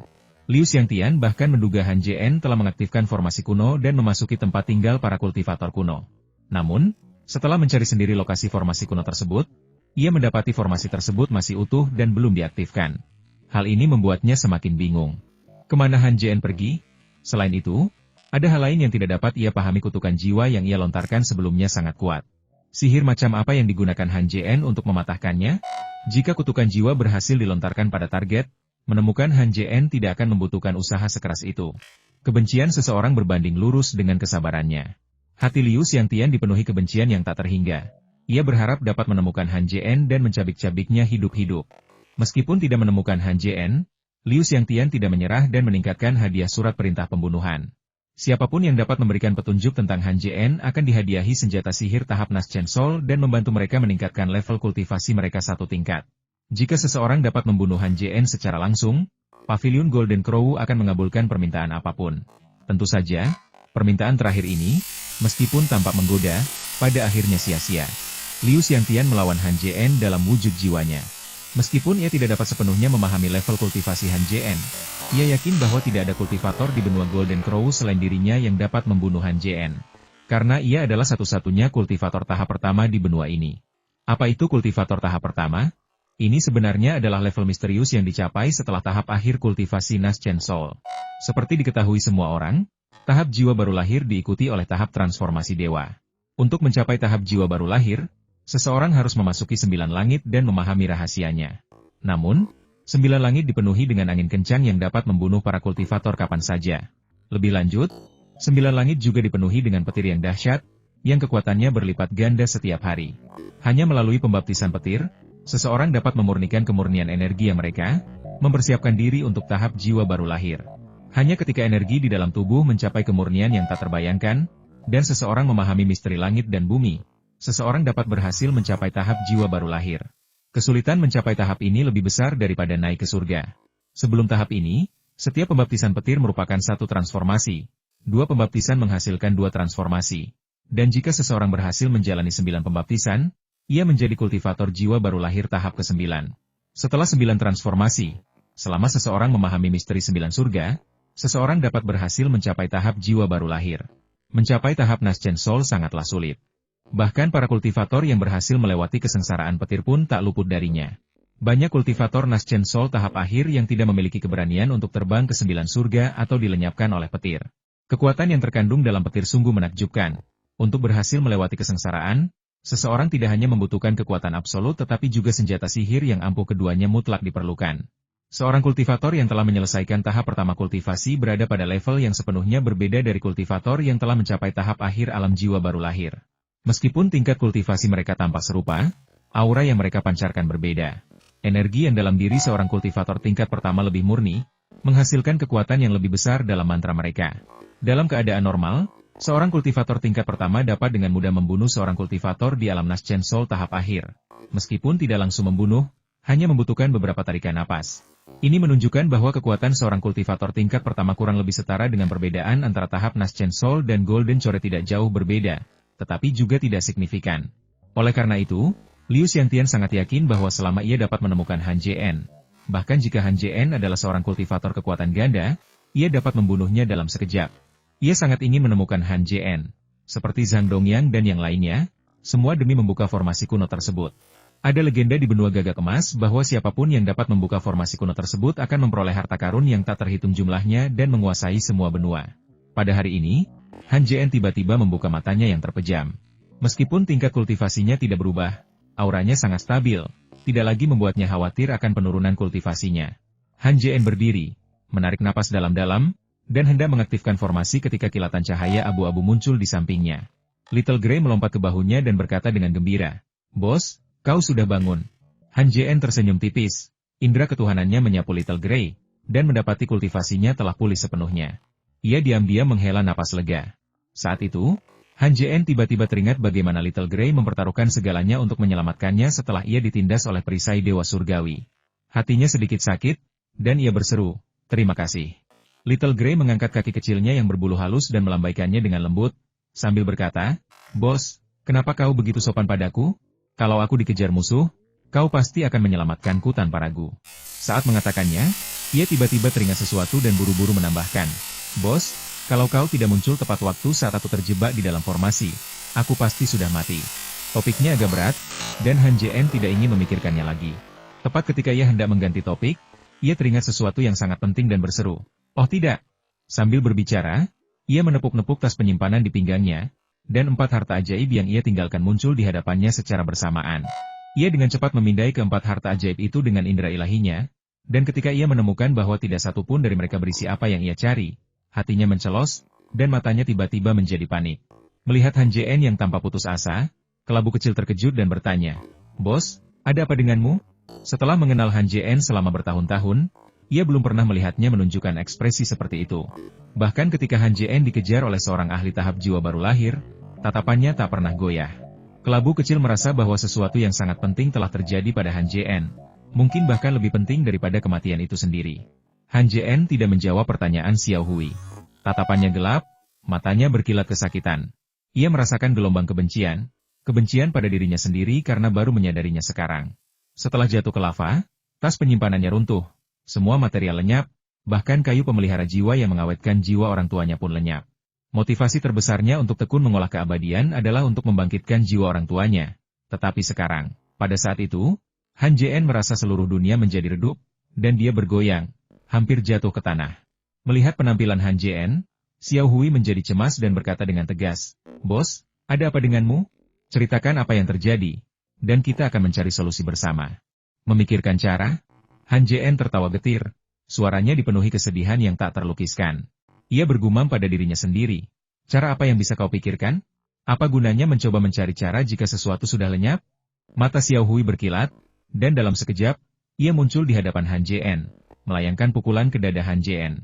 Sebuah kekuatan dahsyat dilepaskan dari tinjunya, menghantam dada Han Jien. Saat itu, Han Jien sama sekali tidak siap dan tidak menyangka Xiao Hui akan menyerangnya begitu tiba-tiba. Tubuhnya langsung terpental, menabrak barisan di dekatnya sebelum terpental kembali ke tanah. Kemudian, ia batuk seteguk darah. Han Jien mendongak, matanya penuh kebingungan, dan bertanya, "Apa yang akan kamu lakukan?" Si kelabu kecil mendarat di tanah, matanya dipenuhi amarah saat menatap Han Jien. Ia berkata, "Setiap kata terucap dengan jelas, apa yang akan kulakukan? Aku akan membangunkanmu. Apapun yang terjadi, kau harus menghadapi kenyataan. Orang yang hanya tahu cara melarikan diri dari kenyataan tidak layak menjadi seorang kultivator, ataupun seorang pria. Dia hanya seorang pengecut, mengerti?" Kata-kata ini menusuk Han Jien bagai jarum yang menusuk jantungnya, menyebabkan rasa sakit yang luar biasa. Han Jien memejamkan mata, menarik napas dalam-dalam untuk menenangkan emosinya, lalu membukanya dan berkata dengan suara berat, "Kau benar. Orang yang lari dari kenyataan tidak pantas menjadi kultivator, mereka pengecut." Ia terdiam sejenak, lalu menceritakan seluruh kejadian itu. Si kelabu kecil mendengarkan dengan saksama, dan setelah mendengarkan, ia mendesah dan berkata, "Bos, apakah Anda masih berpikir jernih saat Anda jatuh ke dalam lahar?" Han Jien berpikir sejenak dan menjawab, "Saya sepenuhnya sadar ketika saya jatuh, tetapi saya tidak ingat apapun setelah itu." Sebelum Han Jien selesai bicara, Xiao Hui menyela, "Kalau aku tidak salah, kantong penyimpanan itu sudah meninggalkan tubuhmu sebelum kau jatuh ke lava. Cermin perunggu gagak emas dapat melindungi pemiliknya sendiri. Jadi kantong penyimpanan itu mustahil meleleh. Saat itu, kau masih sadar. Jika kayu pemelihara jiwa benar-benar meleleh dan jiwa paman dan bibimu menghilang, kau pasti tidak menyadarinya. Mereka adalah kerabat dekatmu, orang-orang yang memiliki ikatan darah." Han Jien mengerutkan kening. Ia tampak mengerti apa yang dikatakan Xiao Hui dan berkata, "Jadi, arwah orang tuamu belum lenyap?" Lalu ia menggelengkan kepala dan berkata, "Mustahil. Suhu di sini sangat tinggi. Aku hanya membuat beberapa formasi sederhana di kayu pemelihara jiwa. Mustahil baginya untuk bertahan selama ini tanpa mencair." Little Grey menatap Han Jien dengan tatapan menenangkan, lalu berkata, "Jangan khawatir, semuanya baik-baik saja." Ia berkata, "Bos, berikan setetes darah esensimu, lalu angkat tanganmu, dan aku akan mengajarimu sebuah mantra." Tanpa pikir panjang, Han Jien menggigit jarinya, mengambil setetes esensi darahnya. Kemudian, meniru gerakan Xiao Hui, ia dengan cepat menggambar sebuah simbol aneh di depannya. Simbol itu menyerupai tulisan kuno, tetapi setelah diamati lebih dekat, itu bukan rune, melainkan sebuah tanda khusus. Setelah menggambar simbol itu, di bawah bimbingan Xiao Hui, Han Jien menyalurkan setetes esensi darahnya ke dalamnya. Simbol itu segera memancarkan cahaya menyilaukan, yang menyambar dan berubah menjadi aliran cahaya yang memasuki pikiran Han Jien. Pada saat itu, sepotong informasi baru muncul dalam pikiran Han Jien. Jiwa orang tuanya belum hilang. Si kelabu kecil segera bertanya, "Bos, apakah Anda merasakannya?" Han Jien mengangguk dan menjawab, "Aku merasakannya." Lalu, ia mengerutkan kening dan melanjutkan, "Karena arwah orang tuamu belum lenyap, kemana mereka pergi?" Xiao Hui berpikir sejenak dan berkata, "Jika kau menggunakan indera ketuhananmu untuk merasakan mantra itu, kau pasti akan dapat menemukan tempat di mana jiwa itu berada." Han Jien melakukan apa yang diperintahkan Xiao Hui, indera ketuhanannya dengan cepat mengalir ke dalam mantra tersebut. Sesaat kemudian, sebuah gambaran jelas muncul di benaknya. Gambar itu menunjukkan dunia merah menyala, mirip dengan magma di sekitarnya, jelas berada jauh di dalam bumi. Namun, di tengah gambar itu muncul seekor binatang iblis raksasa. Binatang itu seluruhnya berwarna merah menyala, tubuhnya sekeras batu, dan memiliki dua mata besar seperti lonceng yang memancarkan cahaya yang dahsyat. Dan jiwa orang tuanya berada di dalam tubuh raksasa ini. Melihat ini, Han Jien mengerutkan kening dan berkata, "Seekor binatang iblis berapi. Ini adalah binatang iblis berapi raksasa, jauh lebih besar daripada yang mereka lihat di gua iblis berapi. Aura yang terpancar dari binatang iblis berapi itu luar biasa kuat, tetapi masih jauh lebih lemah daripada aura Liu Xiangtian. Jelas itu adalah binatang iblis tingkat 4. Little Grey terkejut, lalu berkata, "Aku mengerti. Kayu pemelihara jiwa pasti ada di dalam binatang iblis api. Binatang seperti ini hidup di magma sepanjang tahun, tidak hanya menyerap energi yang di dalam magma, tetapi juga memakan buah roh api. Selain itu, ia melahap mineral bawah tanah. Aku khawatir ketika kau jatuh, beberapa barang berserakan ketika kantong penyimpanan runtuh, dan binatang iblis api itu kebetulan ada di dekatmu dan melahap beberapa di antaranya. Han Jien terkejut karena Xiao Hui tahu tentang binatang iblis api. Jadi dia bertanya, mengapa binatang iblis api tidak meleleh setelah menelannya begitu lama? Little Grey terkekeh, menjatuhkan diri ke tanah, dan tampak seperti tahu segalanya. Ia menjelaskan secara rinci, sangat sederhana. Setelah binatang iblis api melahap makanan dalam jumlah besar, ia lebih suka menyerap energi dari artefak magis terlebih dahulu. Kayu pemelihara jiwa hanyalah sepotong kayu yang layak, jadi tentu saja akan diserap terakhir. Lagi pula, ada susunan pelindung di kayu pemelihara jiwa. Setelah susunan pelindung itu runtuh, kau akan tahu, kan? Lagi pula, binatang iblis api tidak kalah cerdas dari manusia.